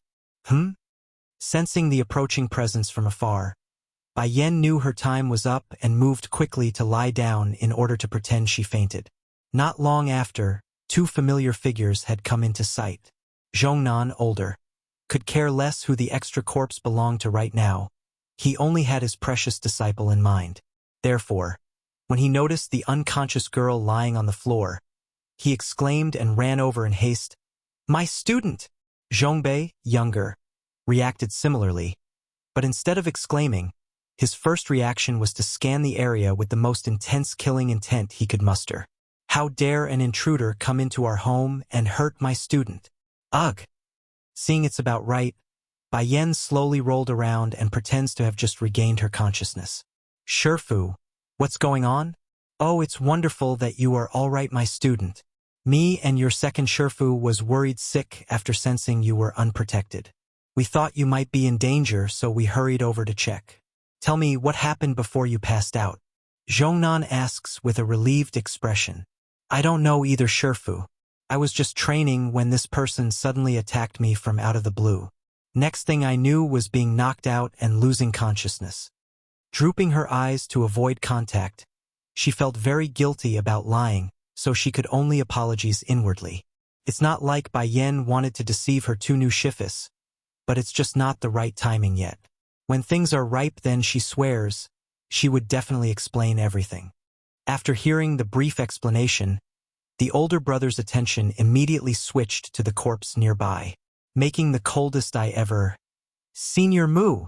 Damn this bastard. I recognize this dog anywhere. It was precisely this bunch of thugs who murdered my disciple. While Mujin and her goons assumed the two brothers were naive and incapable of perceiving internal politics, it's not entirely true. They're just not the type to stoop to using dirty means and wanted to openly bring the criminals to justice. Issue was, they never managed to figure out how or find a clue, hence their disheartened state. I can feel the lingering energy of a monarch rank cultivator around here. I suspect a powerful master must have been passing by and managed to save our yener. The younger brother Zhongbei deduces after collecting the clues around the scene. The news didn't fare well with the older Zhongnan at all though. Tensing up in the heart, his hands had formed a crunching ball. If we weren't so lucky, then wouldn't my disciple be? Big brother. Zhongbei turns to his older brother with a confronting air. We can't let this go on any longer. Regardless of us having proof or not, it's clear that old witch is going to continue to attack us regardless of the rules. The time for waiting and enduring is over. Can't let her live. 9. Zhongnan remained silent for the longest time before eventually answering his brother's call for war. Mujin has already broken through to the higher level of the monarch rank while we are still stuck at the mid-level. One level of difference may not seem like much, however, when one's at their caliber, even an inch of improvement could mean a lifetime of effort. While they're stuck in their current level for all these years, the rest of the Elder Council has either reached their level or even surpassed them. I don't care. Zhongbei grew vicious in his voice. Back then I didn't rush off to kill that old witch because I couldn't bear to see the young lord stand alone without support. But now I can't take it anymore. It's either she dies or I die today. After nearly 20 years of suppression, this old fella obviously couldn't take it anymore and would do anything to get even. Regardless of that being giving up his own life in exchange. Shifu. Bai Yan's voice suddenly interjects itself into the conversation. I just picked up a strange bottle while I was training. Minding having a look at what it is? Making a look of surprise on their faces, Zhongnan and Zhongbei immediately turns to the indicated object. What did you find? Displayed before the two brothers were a white porcelain bottle of odd design. This is. As soon the cork was twisted open and allowed the fragrance to waft out, the two nearly fainted from the overwhelming smell. Though they didn't know exactly what the 3 pills were inside, their experience told them it's something amazing because their bodies were taking in the surrounding energy like a vacuum. That's something they haven't felt in years, ever since they fell victim to Mujin's scheme. Exchanging a glance of astonishment with each other, both brothers suspected the pills might just be able to cure their injuries. Yena, where did you get this medicine? Did you really pick it up by accident? Downright shaking in his hand now, Zhongnan asks with a stern expression, putting on a doubtful and confused face in return. Bai Yan had a lot of trouble keeping up her act. Yeah, I found it inside a cave up in the mountains. Is there a problem? I really did find it by accident. Of course there's a problem, although I don't know what exactly these 3 pills are, but it's very likely able to cure our injuries. The 2 of you are hurt? Hurrying to get up from the floor now, Bai Yan makes the most awkward and fake look of someone being shocked by a hidden secret. Are you both okay? Where are you hurt? If it was any other person out there, they would surely call out the woman's horrible act. However, since these 2 brothers are putting all their trust into the lying fox over there, they didn't suspect a thing. Maybe Yener is fated to be our savior. That's why she was able to pick up this medicine? Hesitating for a good moment, the younger Zhongbei offers his suggestion in a puzzled tone. After all, this really was too coincidental even for him. In truth, this was no coincidence at all. Bai Yan's been preparing these Dan pills for some time now during the past few days. And as a precaution, she even went the extra mile to make 3 pills instead of 2 just so it doesn't rouse suspicion.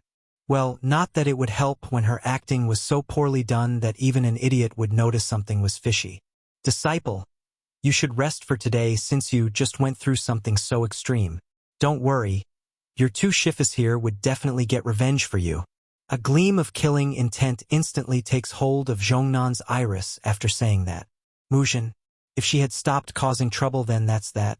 But now she's having the nerve to harm my newly acquired apprentice. She's asking for it. We will make her pay for everything. Blood for blood, death for death. Chapter 686. Can't let her live. 9. Zhongnan remained silent for the longest time before eventually answering his brother's call for war. Muzhen has already broken through to the higher level of the monarch rank, while we are still stuck at the mid-level. One level of difference may not seem like much, however, when one's at their caliber, even an inch of improvement could mean a lifetime of effort. While they're stuck in their current level for all these years, the rest of the Elder Council has either reached their level or even surpassed them. I don't care. Zhongbei grew vicious in his voice. Back then I didn't rush off to kill that old witch because I couldn't bear to see the young lord stand alone without support. But now I can't take it anymore. It's either she dies or I die today. After nearly 20 years of suppression, this old fella obviously couldn't take it anymore and would do anything to get even. Regardless of that being giving up his own life in exchange. Shifu. Bai Yan's voice suddenly interjects itself into the conversation. I just picked up a strange bottle while I was training. Minding having a look at what it is? Making a look of surprise on their faces, Zhongnan and Zhongbei immediately turns to the indicated object. What did you find? Displayed before the two brothers were a white porcelain bottle of odd design. This is. As soon the cork was twisted open and allowed the fragrance to waft out, the two nearly fainted from the overwhelming smell. Though they didn't know exactly what the 3 pills were inside, their experience told them it's something amazing because their bodies were taking in the surrounding energy like a vacuum. That's something they haven't felt in years, ever since they fell victim to Muzhen's scheme. Exchanging a glance of astonishment with each other, both brothers suspected the pills might just be able to cure their injuries. Yenna, where did you get this medicine? Did you really pick it up by accident? Downright shaking in his hand now, Zhongnan asks with a stern expression. Putting on a doubtful and confused face in return, Bai Yan had a lot of trouble keeping up her act. Yeah, I found it inside a cave up in the mountains. Is there a problem? I really did find it by accident. Of course there's a problem. Although I don't know what exactly these 3 pills are, but it's very likely able to cure our injuries. The 2 of you are hurt. Hurrying to get up from the floor now, Bai Yan makes the most awkward and fake look of someone being shocked by a hidden secret. Are you both okay? Where are you hurt? If it was any other person out there, they would surely call out the woman's horrible act. However, since these 2 brothers are putting all their trust into the lying fox over there, they didn't suspect a thing. Maybe Yenner is fated to be our savior. That's why she was able to pick up this medicine? Hesitating for a good moment, the younger Zhongbei offers his suggestion in a puzzled tone. After all, this really was too coincidental even for him. In truth, this was no coincidence at all. Bai Yan's been preparing these Dan pills for some time now during the past few days. And as a precaution, she even went the extra mile to make 3 pills instead of 2 just so it doesn't rouse suspicion. Well, not that it would help when her acting was so poorly done that even an idiot would notice something was fishy. Disciple, you should rest for today since you just went through something so extreme. Don't worry, your 2 shifus here would definitely get revenge for you. A gleam of killing intent instantly takes hold of Zhongnan's iris after saying that. Muzhen, if she had stopped causing trouble, then that's that. But now she's having the nerve to harm my newly acquired apprentice. She's asking for it. We will make her pay for everything. Blood for blood, death for death. Can't let her live. 10. Patting that hand to remove the dust from her hand, Bai Yan watches from behind as her 2 shifus carried off the assassin and pill in order to conduct their own business. I should go look for Xiachen too. It's getting late and the little rascal must be getting into so much trouble right now. She murmurs this to herself, afraid what might become of the city if she doesn't retrieve her son soon. The Ho household, currently standing in front of a full-length mirror, was Ho Chui Chui. The girls currently measuring up her newfound figure with satisfaction and glee. Who? Suddenly, a movement near the doorway had caught the girl's attention, causing her to swing herself around to peer over in the direction. To her surprise, it was a small little fox that instantly won her heart over under the glistening sun. Though she could easily recognize it as being the very same one who harmed herself at the restaurant, no female could possibly endure this level of cuddliness. Fine. I won't blame you since you were so cute. Now you just need to be my pet. Oh, little fox. I didn't even go looking for you and now you're knocking at my door on your own? Smiling right up to her eyes, Ho Chui Chui's existence exuded an aura of deviousness as she got closer to the little guy. Be happy. I am a kind-hearted person. As long as you become my pet, then I can ignore the fact that you hurt me. Just bringing such a cute fox out as a pet is enough to make others jealous of me. But just as the girl's hand was about to touch the fox's face, that's when Bai Xiachen did the unexpected and bit her fingers hard. Ah! Screaming out in pain, the former chubby girl hurries to retract that hand, infuriated in her voice. Damn fox! How dare you ignore my goodwill? I'm telling you now, I am the benefactor of that Huan Yin, so you better not go against me. In order to not let Ho Chui Chui be exposed, Mu Lung had more than once instilled the idea into her brain that she's the one who jumped into the river. Over time, the lie had become a fact in this delusionary girl's head. To be clear, though Huan Yin herself wasn't capable of cultivating due to her body at birth, it still doesn't change the fact that the Mirage household was one of the 4 major families within the Misty Fairy House. And to be able to reach such height meant they aren't to be trifled with, even for the leading family. For Bai Xiachen, who witnessed everything on the boat that day, he naturally showed a dubious face over the claim. Huan Yin? Isn't she the woman who Mother saved that day in the river? But isn't the benefactor supposed to be Mother? How did it become this person here instead? Not waiting for the little fox to understand, Ho Chui Chui has already taken a bag from the side in order to sack the kid. But that's not going to work against an agile and flexible fox, would it? Swinging to the side in a smooth dodging motion, Bai Xiachen retaliates with a razor-sharp slash with his claw, leaving behind 5 bloody marks in the process. Can't let her live, 11? Ah! Ho Chui Chui once again exclaims. Filled with burning rage in those eyes this time, she makes a pounce for the tiny critter in hopes of catching it. Sadly, she couldn't even catch a strand of hair, let alone the sly moving fox. In hindsight, Bai Xiachen was able to nimbly dodge the girl with ease as they ran around the room. For this reason, the once tidy place was now a mess due to Ho Chui Chui bumping into everything. The chairs were scattered, the table knocked, and the vases shattered.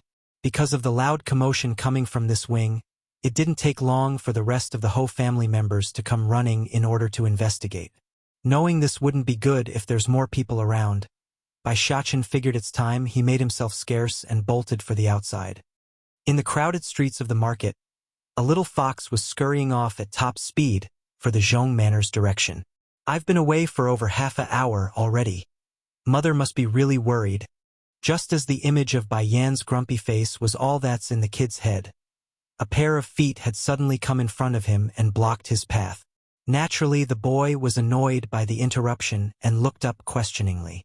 In that instant, his eyes instantly turned into a raging red after seeing the purplish robe and silvery hair.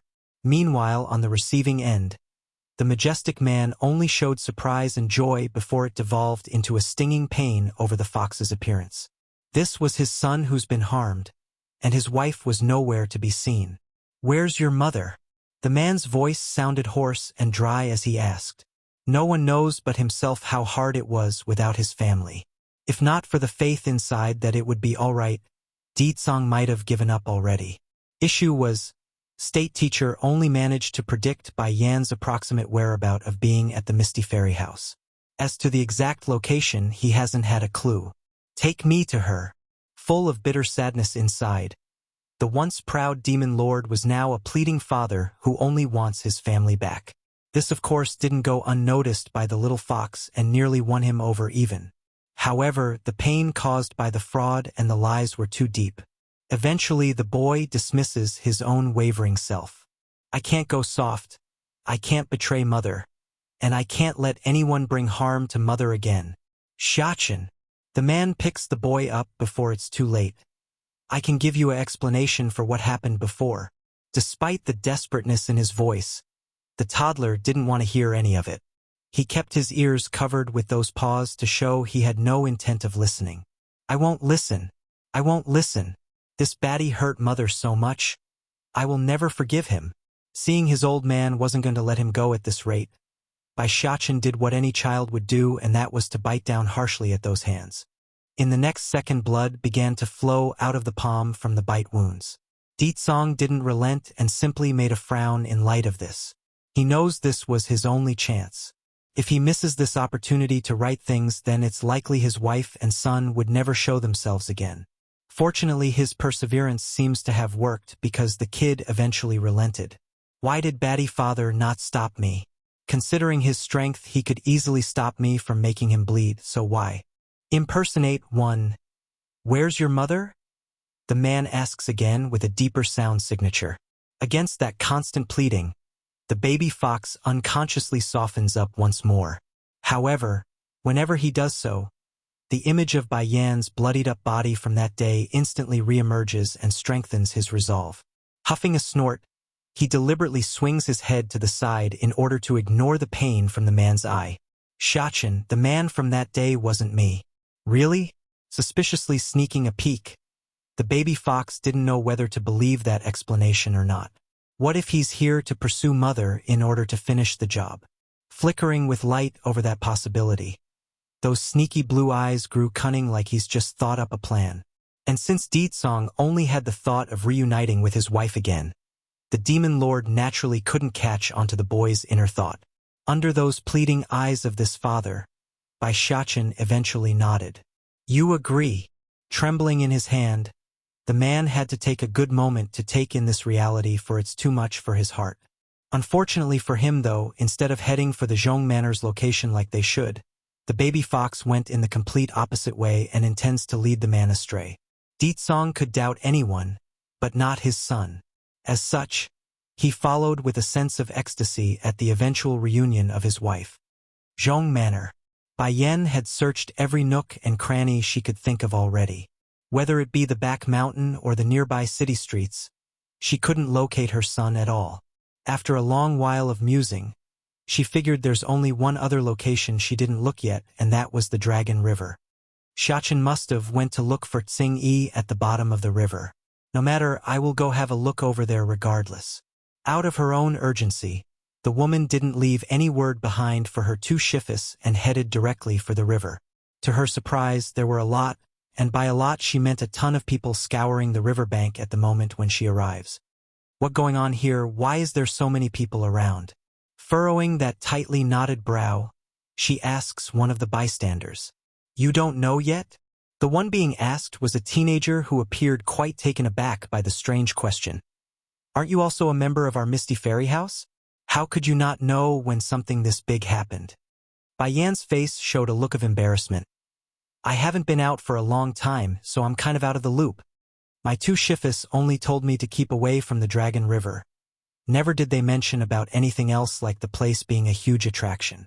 What if they discover Tsing Yi's location? Just as Bai Yan's contemplating the risks of this continuing, the youth speaks up again and kept going. It is said that a few days ago there appeared a genius young lady during the youth convention.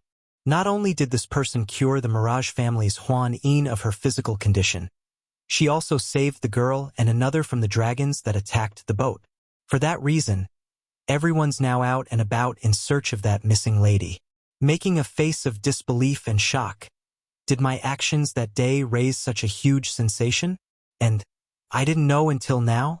We've found her. Suddenly, a wave of joy interrupts her train of thought and instantly attracted the attention of all from the front.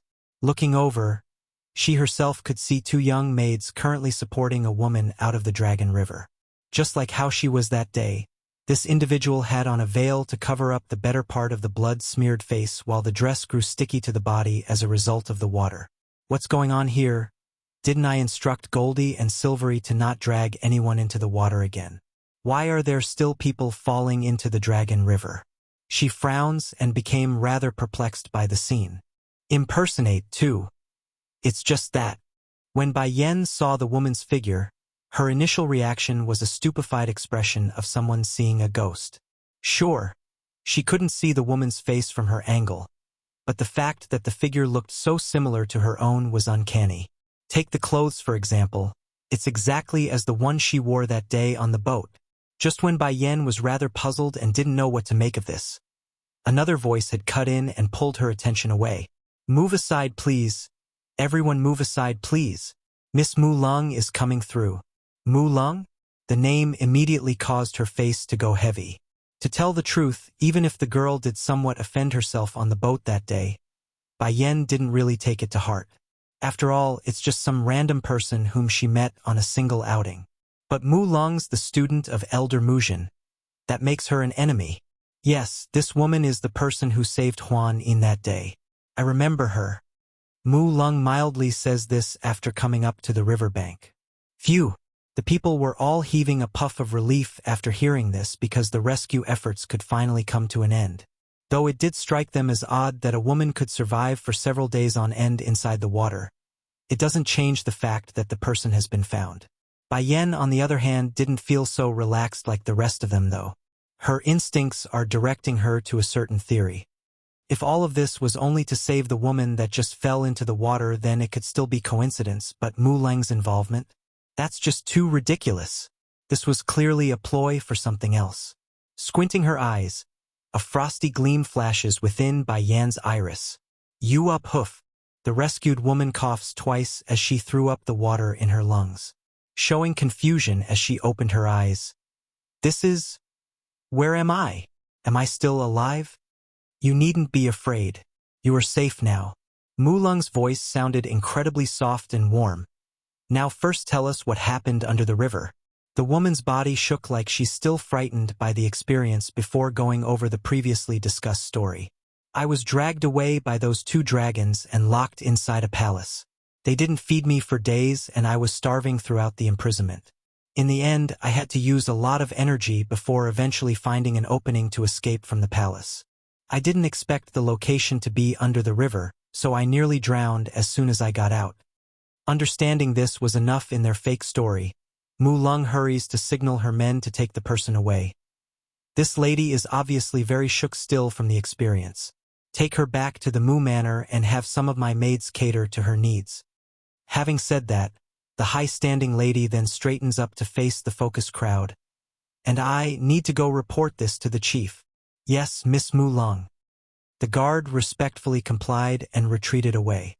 From beginning to end, Bai Yan was watching this from behind the crowd and became rather amused by the blatant lie. When trouble befalls you from heaven, then there is still hope of avoidance. But when you ask for it, then there is no hope of escape. Since Mu Lung is courting her own death, then why should I stop her?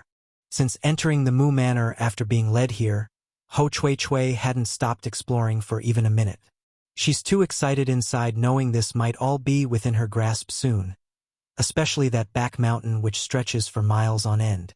"Miss Ho," a maid hurriedly comes to report. "Miss Huan Yin is coming." This immediately warranted a hopeful look from the excited woman. "Hurry and let her in." "Yes, Miss Ho." In no time at all, the maid had returned from the front with another person in tow. Impersonate 3. Miss Huan Yin. Ho Chui Chui coughs awkwardly to clear her throat after seeing how quick the girl ran over. "Saving you is something I should duly do. There's no need for you to bow to me." In the ignorant wench's mind, all those amazing people should have some level of air around there themselves to differentiate from the common folks. And since she herself had become Huan Yin's savior, she mustn't lose out and decides to act smart to put on the act.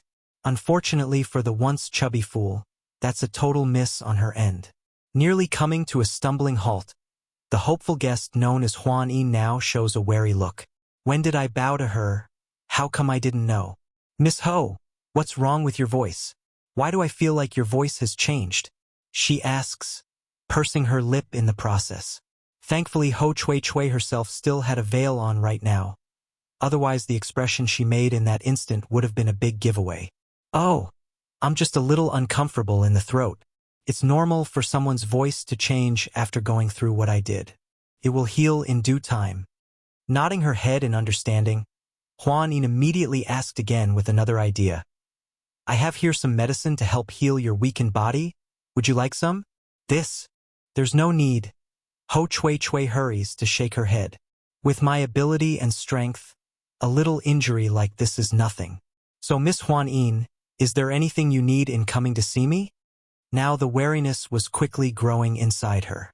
Huan Yin may not know why, but something iffy was up and she couldn't quite figure out why. Miss Ho, where's that fox of yours? Forcing a smile, she decides to go in a roundabout way to get some more information. Fox! Staring wide-eyed, Ho Chui Chui became puzzled. That was enough for the already suspicious girl to reaffirm there's something really wrong here. Huan Yin and Bai Yan may not be actual friends, but that doesn't mean she's blind. During the ride on the dragon boat, the girl could see how important that silvery fox was to the veiled female. You know, the silvery fox you were keeping by your arm's length at all times during the incident? Silvery fox? Getting anxious as well now knowing she's screwed up, the fake hurries to make up a lie using a soft tone. My poor fox was eaten by the dragons that day, so that's why. Not going to start prying. Huan Yi knew she's overstepped her boundaries after seeing the fake sorrow in the other side's face. Taking a step back, Miss Ho, I came today in order to thank you for saving me. In addition, I'm also here to formally invite you to my home for a visit after your injuries are healed. My father would like to personally thank you for the deed. It's getting late and I should stop disturbing your rest. Hey! The first instinct Ho Chui Chui had there after hearing this was to reach out to stop this. Unfortunately for this deceiving wench, Huan Yin's legs were much faster than those fingers. Sighing over the departing figure, that Huan Yin is too kind to me. She's obviously only leaving so fast in order to let me rest. No matter, I will grace her with my presence once I'm in good health. Quit worrying, you fool. The impersonation worked, otherwise she wouldn't have invited yourself to her home just now. She kept murmuring this to herself as if it's some kind of spell. Back outside the Mu Manor's doorway, Huan Yin was just about to board her carriage when the maid she brought along spoke up. Miss, weren't you really excited to meet Miss Ho? Why did you, back there? Halting in her step over that question, she turns and stared meaningfully into the general direction of the inside. This person, something's not quite right about her. What? The maid exclaims. I don't know why, but I just feel there's something very wrong about her. Though my interaction with the woman that day is short and brief, but the air and temperament this Ho Chui Chui gave me is completely different. Biting her lip, Huan Yi knew she couldn't let this slide. We're going back first. I need to let my father know about this so he can investigate the matter further. Impersonate for. After having the whole rescue effort coming to a close, Bai Yan didn't leave like the rest and spent a good amount of time searching the riverbank for her son's whereabouts to no avail.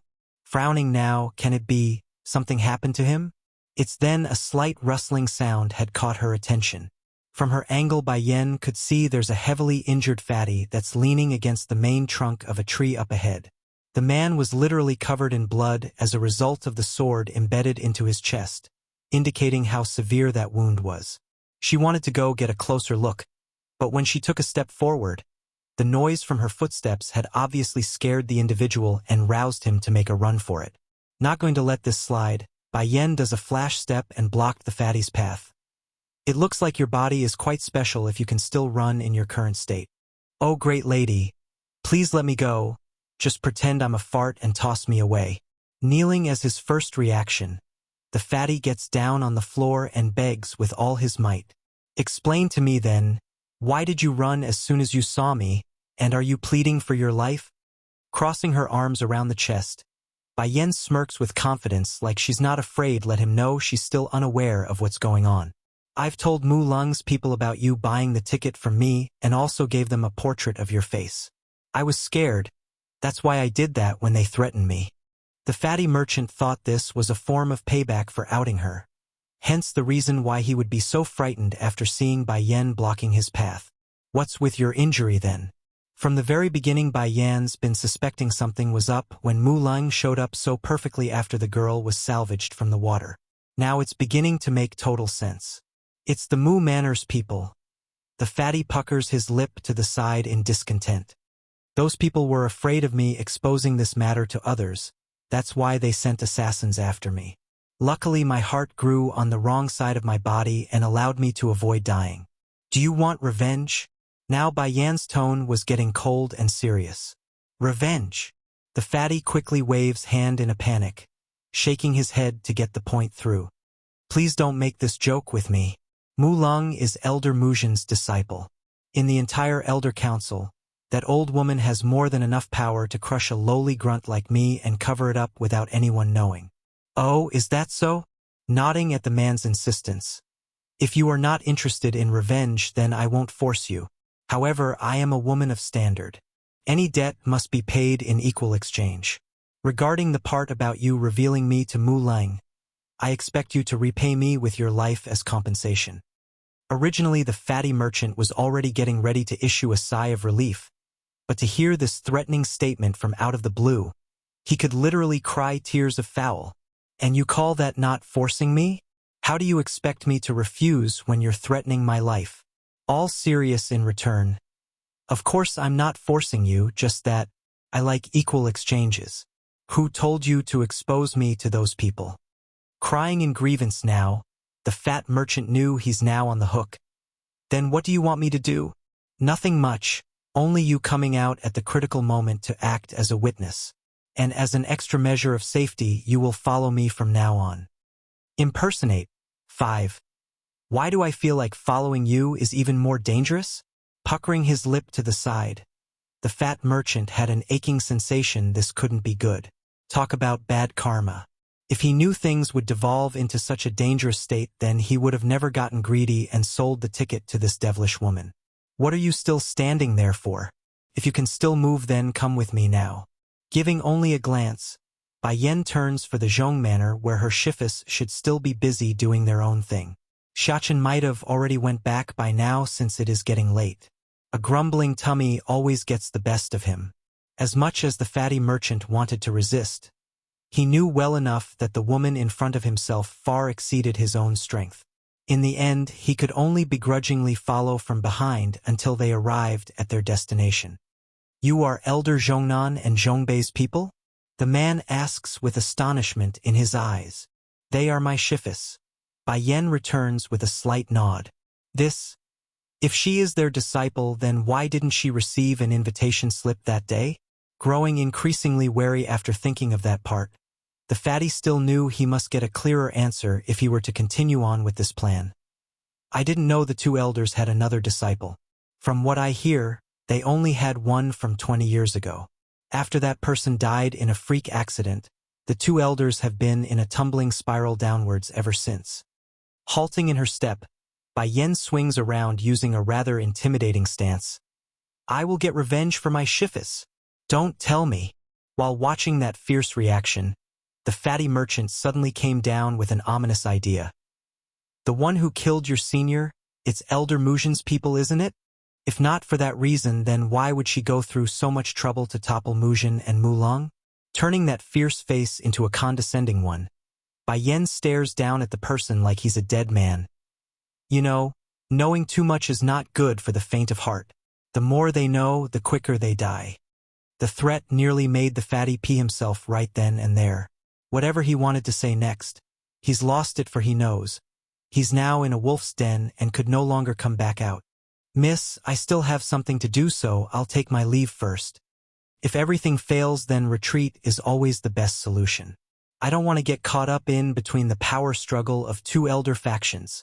But before he could make it a single step out of the front door, two muscular men had blocked off his path.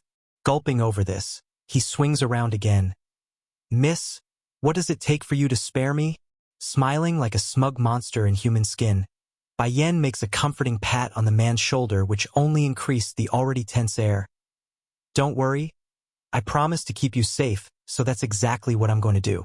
The two of them will be responsible for your protection, and if you want to be even safer, all you have to do is keep within 100 meters of me at all times. In light of that statement, the fatty only found his life increasingly shorter, like it won't be very long before he meets his end. Please, milady, I still have young ones and old ones to look after in my life. Please have some mercy. One more word and I will let you meet your maker this instant. Squinting those eyes, her tone turned threatening. Sure enough, the other side immediately shuts that mouth and didn't utter another word. I have something to do still, so you can walk around the place on your own if you like. Remember though, do not leave the Zhong Manor's premise. Signaling the two muscular men in the back to take the person away to his quarter, she then turns to her own residence in search of the naughty little fox. Bai Yan thought the boy would have returned by now for sure, but after much searching and flipping, there were no signs of the little rascal. Now the mother's starting to truly worry and panic. Where exactly did my son go? If it was under normal circumstances, he would definitely come back and tell me first if he's staying out late.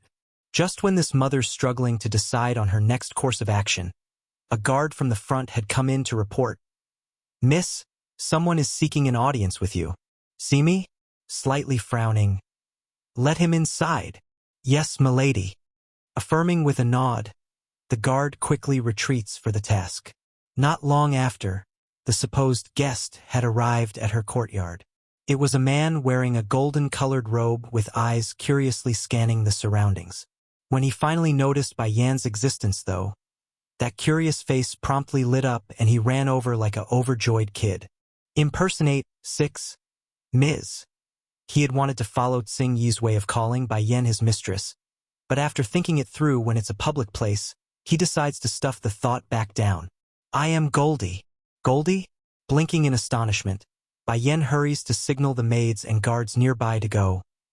All of you retreat first and leave us to ourselves. Yes, milady. Due to her being Zhongnan and Zhongbei's disciple, everyone within the estate now takes her as the third highest authority. Aside from the two elders themselves, the woman's words are law. Once they're alone again, Bai Yan got right to the point. Why did you come all of a sudden? It's the little master. He told me to bring you a message, mistress. He said he will return in a few days due to a matter at hand. Making a slight frown. My son needs to be away for a few days. Xiachen is always so clingy. Why would he suddenly want to leave for a few days? I don't know either, but the little master told me he is very safe and would return on his own. I see. Exhaling a long sigh. You can go back first then. Although she doesn't know what her son intends to do during this period, it didn't matter because Bai Yan's trust in her son remains strong. As long as he's not in danger, then it's fine. Mistress? The human-formed Goldie suddenly starts to wiggle awkwardly like a shy little child. Lady Tsing Yi told me to stay with you for protection, and that she's fine with only Silvery by her side. Musing over the idea, it didn't long for her to come to a conclusion. Fine then, you can stay. But tell me first, how did my son get in contact with you? This? Goldie scratches his head and puts on the broadest cheek-eating grin he's ever made. I gave him a transmission stone before you and the little master left last time. It was something I picked up by accident one day. But Xiachen can't speak in his current state. How did you understand him? That's not an issue, mistress. As long as he speaks to me using his heart, then I can understand his message. The knowledge instantly causes the woman's eye to flicker with light. Do you remember where you found the transmission stone? It's over at the Dragon Clan's side. Dragon Clan? Rubbing her chin in contemplation, why not? I need to go there sooner or later anyways. I'll send someone to arrange a room for you later. You can stay here for now. Okay. Goldie was now giggling with glee, the polar opposite of what a huge, ferocious dragon should look like. Meanwhile, at the same time, in a not-so-far-away mountain, the little rascal of a fox had just finished tucking away the transmission stone in his possession. Goldie will bring my message to Mother. Then Mother won't have to worry about me. But before Bai Xiachen could enjoy his momentary victory, a tall shadow from behind had enveloped his tiny body, thus causing the poor kid to freeze right on the spot. Is your mother really in a place like this? The man's voice was hoarse and somber as he asked. The little fox nodded in quick succession. Against that innocent child look, it would be difficult for one to doubt his sincerity. Issue was, the one making the question was Ditsong, the demon lord and ruler of the demon realm. There's no way he would fall for his own son's trick. Arching his lip into a cheeky smirk, this rascal really think I can't hear his message just now, does he? There's nothing I can't intercept at this range. Whatever, as long as he can't overcome that hole in his heart, then he won't take me to his mother. I will need to think of something to fix this. Xiachen, are you hungry? I just caught a pheasant, so why I don't make a roast for you, how about it? Normally Baishatchen would never deny an offering of food. However, the image of Song blowing up the kitchen from the last time he was inside their home still lingers vividly in his mind. Therefore, his first answer was to shake his head around like a rocking drum. But whether it be a yes or no, the demon lord didn't care. Ignoring the expression of his son's distraught face, he sweeps his sleeve and summoned up a pile of branches where he immediately shot out a fireball to light it up. Impersonate. 7. The little fox definitely lacked confidence in his old man's culinary skills. But that soon changed after he got his first whiff of the barbecue scent in the air. All of a sudden, there's now a drooling kid who kept trying to resist the temptation despite that constant peeking from the corner of his eye.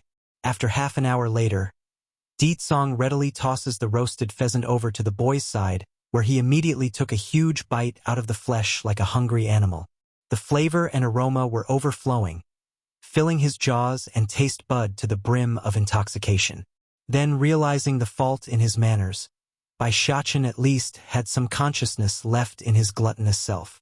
Ripping one of the legs off, he tosses it back over to the watching demon lord like it's his form of kindness. Song, on the other hand, honestly didn't expect this from the boy. The kid's always been quite resistant to his existence. That's why this act actually shook him somewhat and made him get a true sense of being a father. The one who hunted you and your mother really wasn't me before, and I've dealt with them already. Sadly, the boy only had the roast pheasant in mind right now, so none of those sincere words even reached his ears, let alone sway the kid's opinion. Truly, only a mother would know their son the best. Exactly like Bai Yen predicted, the grumbling stomach always comes out on top for this little glutton. What do I have to do to get you to take me to your mother? As long as you tell me, then I will promise anything. Song once again pleads using his gentlest tone.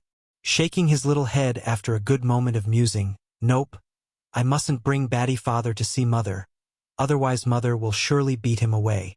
And I haven't even forgiven him yet. Shatchen, if I'm not wrong, you fell into a frenzied state before, did you not? Frenzied? The little fox blinks and blinks, confused by the term. What's that? He knew only to protect his mother back then and to kill anyone who wants to bring her harm. As for everything else, he didn't have a clue remaining in his already hazy memory. From the very beginning I could tell there's a mysterious force contained within your blood. I had thought it would take several more years before that power breaks forward, but it seems it can longer wait. Bringing the fox into his arms, the man leisurely leans against the nearby tree like a magnificent sculpture. Naturally, Baishatchen would struggle at the contact. After all, he's still quite upset at his old man. But a baby fox would remain a baby fox. There's no way he could overpower a fully grown man's binding hands. Don't move. Song's finger taps down at the boy's temple. In an instant, a cool stream of energy flows into that body, causing a wave of refreshing tension to take hold. Eventually, a pleased groaning sound escaped the boy's mouth. His appearance was no different from a kitty cat being petted with its eyes closed. Then, just as the pleasurable massage was at its peak, the stream of energy suddenly stopped, causing him to wince and look up in puzzlement. At this moment, Song's complexion didn't look good at all despite the smirk he held. In fact, the voice he's making carried a trace of weakness. Originally, I wanted to wait a bit longer for my strength to restore itself, but it's clear that cannot wait anymore. Remember, what I did will only last for 2 years. Afterwards, the rest is up to yourself. Otherwise, the mysterious power will return and cause havoc in your own body. Making a muffled howl at his old man's weakened state, the kid's big blue eyes were filled with water. I'm fine. I just need a bit of rest. After saying that, the demon lord then carefully placed his son down to take a proper posture. With his eyes closed, he's now in a meditative state under the setting sunset, giving him an almost holy and Buddhist look. Under normal situations, Baishatchen would have made a bolt for home by this stage considering everything he's been through. However, against the fatigued appearance of the man here, he just couldn't move. Impersonate 8. Sprawling down to his old man, Baishatchen would on occasion shoot up a glance up from time to time, check the man's status. This act continued until the kid could hear the breathing growing more and more smoothly, which was a good sign and the signal for his unease to settle down. Xiaqin, I am a little thirsty. Can you get some water for me? After some time, Ditsong awakes and smiles down at the boy who was still around resting. The kid didn't act up like usual, only giving a quick nod before hurrying off to the river, not far away from their location. If only Bai Xiaqin had taken a moment to think this request through then, he would have remembered something crucial. For a powerful master, not eating or drinking for months on end wouldn't be an issue at all. So the fact that the great demon lord would ask him to get water should have been a huge red flag for something strange. Sure enough, as soon as that little figure finished disappearing from view, Ditsong's complexion could no longer keep up the facade and instantly turned into an unhealthy shade of white where he ended up puking blood from his mouth. It looks like it's still too early to be using my strength like that, but if I didn't then he would be at constant danger of suffering a relapse from his own powers. Wiping the trail of blood smeared to his chin, this father didn't regret the fact. He's only annoyed that the effort and cost didn't quite match up to what his expectations wanted. After all, the original plan was to wait till they meet up with Bai Yen first before tackling the issue. But that thought went out the window after he noticed the urgency in his son's body. Thoughts aside, Ditsong knew he must get his act together before the boy notices his condition. Hurrying to scatter the ground with dirt, he covers up the blood he made. Good timing too, because as soon as he was done, the little fox had returned with the water using a makeshift bowl using a bamboo leaf. Smiling at this, the man didn't hesitate and readily took a drink from his son's generosity. Why didn't you leave just now? He asks with a pleased undertone. Towards his old man's inquisitive question, Bai Xiaqin honestly didn't know what to make of it either aside from swinging his head repeatedly. It's true he wanted to leave as well and return to his mother's side, but those legs refused to budge for some reason. Maybe it's because I can't bear it? Hanging his head, the kid wanted to reprimand himself for getting soft. I won't betray mother still. Don't worry, I won't force you to take me to your mother for the coming days. Ditsong needed only a glance to understand what his son's thought patterns were, so he didn't press the matter. Really? Lighting up in joy, the little fox looks up at his old man happily. But you have to stay within my sight during this period while we are together. Catching the little guy into his grasp again, he dryly states his terms. There's no way he could let this fella go. If he does, then how was he supposed to find his wife again? The little fox desperately nodded in return. As long as he doesn't force me to go find mother, then anything can be negotiated. Come, I found a cave earlier, so we will go there to recuperate. While the father and son were having some bonding time together, Bai Yen, on the other hand, was busy training in her own residence, so none of the members in this family were able to learn of the major event taking place within the Dragon River. It's nothing much really, only that Silvery had been caught by the members of the Misty Fairy House after the careless dragon went out for a stroll. Normally, the slithering serpent could easily suppress a group of fighters merely by using his draconian aura, but this was one of the three major powers out there. One master couldn't do the task doesn't mean a dozen masters couldn't. Impersonate 9. Elder Muzhin. Upon seeing the arrival of this old beauty and her disciple, those who were already standing at the Dragon River promptly moved aside to create a path for them. Giving a confident nod, Muzhin slowly strode towards the front where a heavily bruised-up dragon was lying there on the shore. Due to the large numbers of wounds and injuries, Silvery was now panting heavily despite the ferocious glare he's giving to the surrounding crowd. Is this the dragon that tried to attack the dragon boat that day? Coming up to the captive, Muzhin stares down condescendingly at the dragon to express her own opinion. How come there's only one here? I remember in the reports there were two that day. Where's the last one? Shifu, we can have our people go down again to search the waterbed. The Dragon River is only so big. There's no room for the other one to hide at this point. Offering up the suggestion, Mulung grins maliciously at the impending treasure she's about to get. Dragons are full of precious materials, right down to its nucleus core. For example, the scales could be used to craft weapons or armors, which are invaluable to a cultivator who needs a personal gear in combat. Then there's the flesh of the serpent. ignoring the delicious taste that's been spouted since tales of old. The benefits from digesting a slab of said meat would outweigh the danger of slaying one of these legendary creatures because of the great boost to one's bodily functions. You are right, my dear. Nodding at her student's suggestion, Mujin signals her people to dive. All of you go now. I want that second dragon captured and placed before my eyes. Silvery roared out at the humans as soon as he overheard their plan. Despite the heavy injuries and bruises he sustained, his huge body once again moves to take an aggressive stance. Lady Tsing-yi is still inside the river. I can't let any of these human down there. Furrowing her brow at the offensive display by the serpent, Mujin needed no further reason to attack. Forming a fist, she sends a direct blow against Silvery's main body. You dare to block me? You're asking for death. Bang! Swinging around and making a heavy thud against the shore, Silvery found his strength completely leaving him this time. He couldn't even raise his head anymore after that hit. No. If things continue like this, then Lady Tsing-yi will surely be in danger. I must notify Goldie.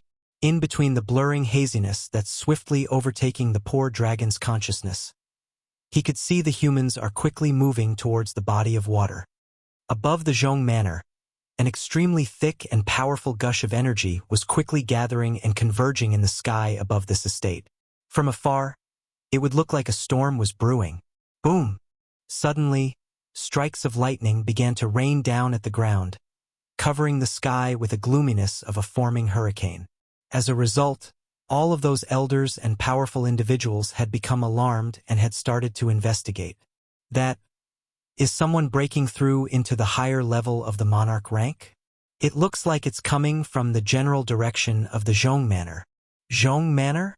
Is it the Zhong brothers?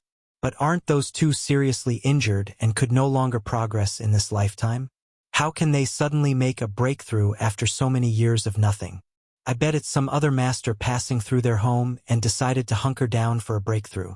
The Zhong brothers can still break into the higher level of the monarch rank? Don't kid around. In any case, we should inform the chief and madam first. Exchanging a look with each, the group of elders decides to consult with the leading family first before taking action. We will go to the Zhong Manor first to investigate. By then we will know who is having a breakthrough. Chief Wu Wei makes his decision after listening in on the information he's given.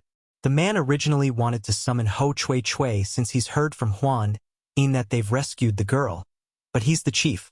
When a high-level monarch rank master appears, then he must divert his attention that way since he must put the Misty Fairy House before his own family. Impersonate 10.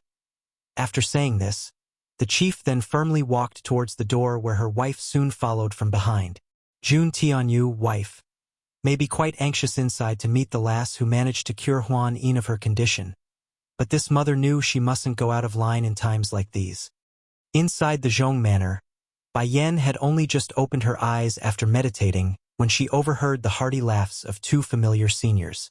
Next thing she knew, they had barged into her room with the biggest grin she's seen so far after getting to know them both. Haha, lassie, you really are our blessing. Not only did the medicine you found cure us of our old injuries, it also helped us break into the higher level of the monarch rank. In truth, these two old fellas were well into their late stages of making a breakthrough back in the day, just that due to the injury they sustained they were unable to complete the task. With the superior strength, they now have the capital to confront Mujin. It has nothing to do with me, Shifu. It's entirely your own fortune. Standing up to greet them, Bai Yan puts on a genuine smile of her own. But before the three could rejoice in the moment, the door was once again slammed open. Coming in was Goldie in his frantic state. Mistress, something major has happened. Frowning at this, what's going on? I and Silvery are twins, so I can sense his injury. Mistress, it must be those people who are searching the river. They've hurt him. If Lady Tsing-yi were to be found by them, I fear it will spell her ladyship's doom. If it was 100 years ago, then no one in the Misty Fairy House could be the Dragoness's opponent. However, Tsing-yi's been seriously injured since that event, so she's unable to fight, let alone defend herself. We're going to the Dragon River now. Bai Yan loudly proclaims this, her eyes sharp and dangerous. Zhongnan and Zhongbei were also frowning after seeing their student's sudden change in attitude. Yenner, do you need our help? If you could please. For the offer, she didn't reject and kindly accepted it with a nod.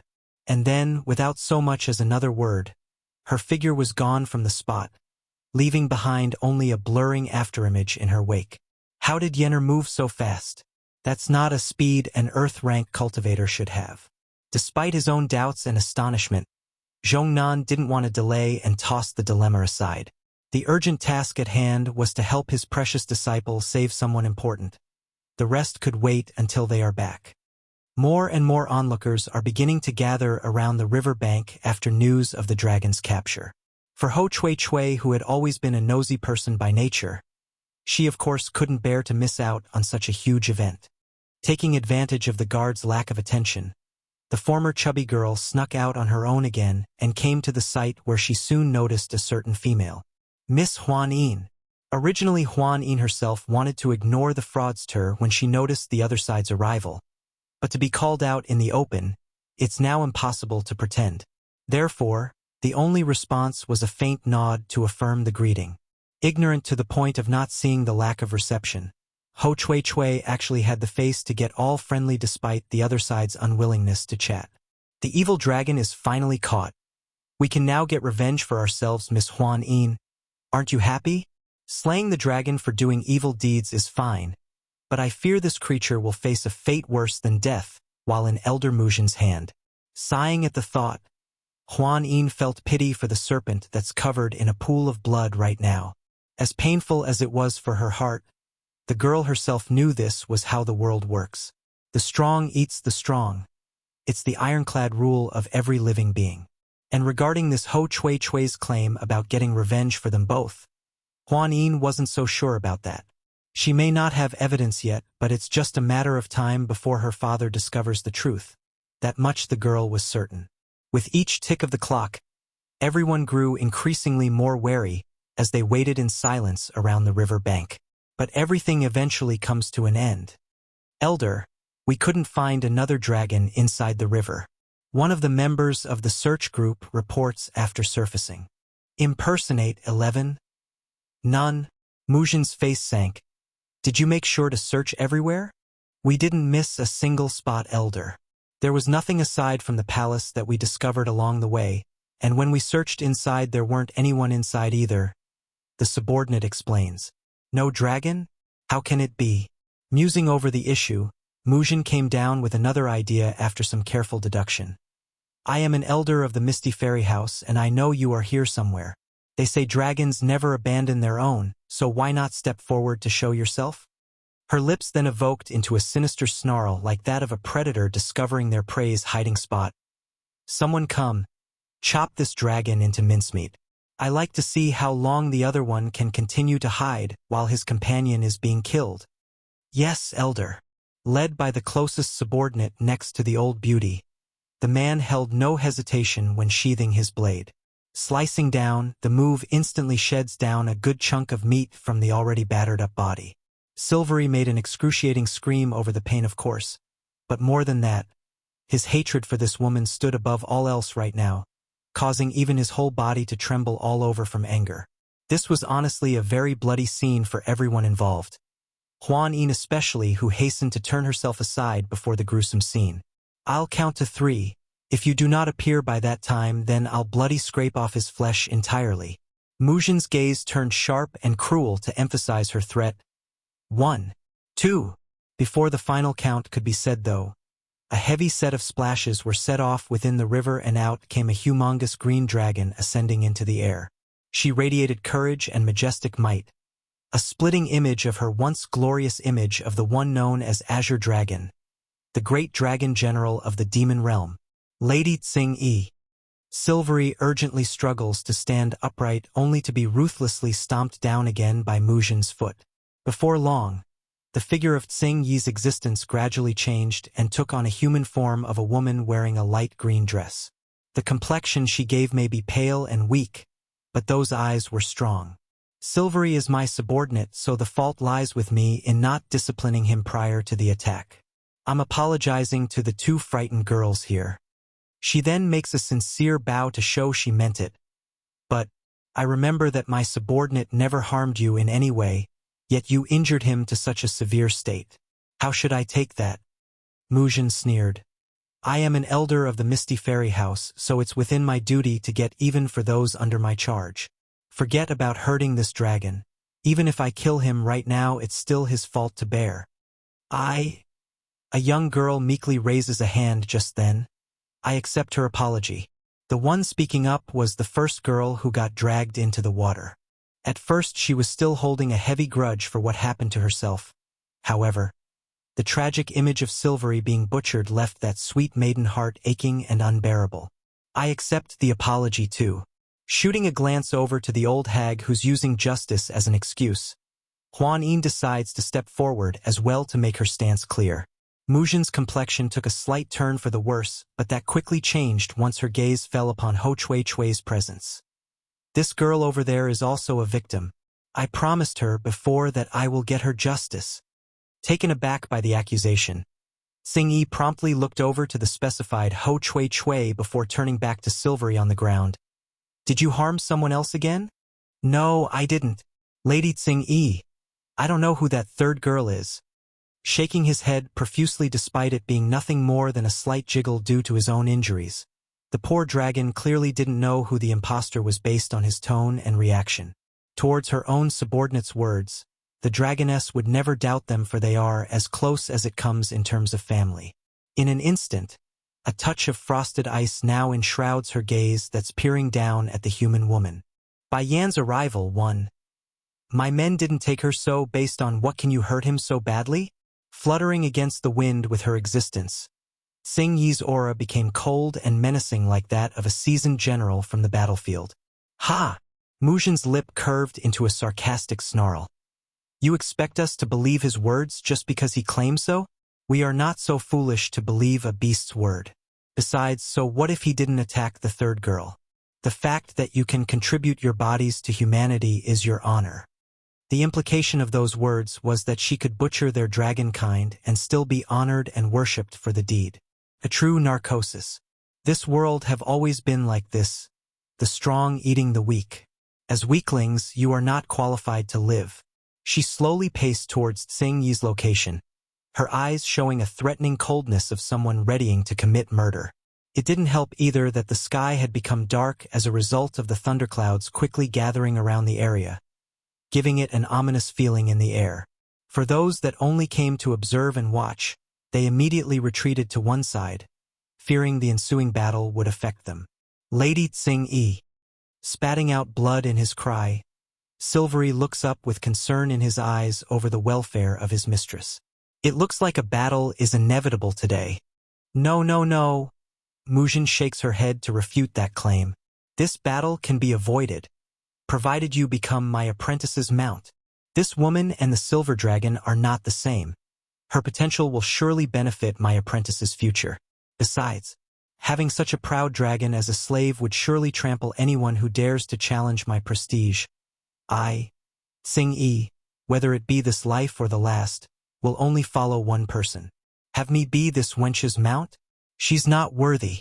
Originally Mulang was still relishing in silent delight at the impending prize that's about to come her way, but now to hear the insult being directed at herself in open public, it's now lost, and all that remains were the ugly expression on her face.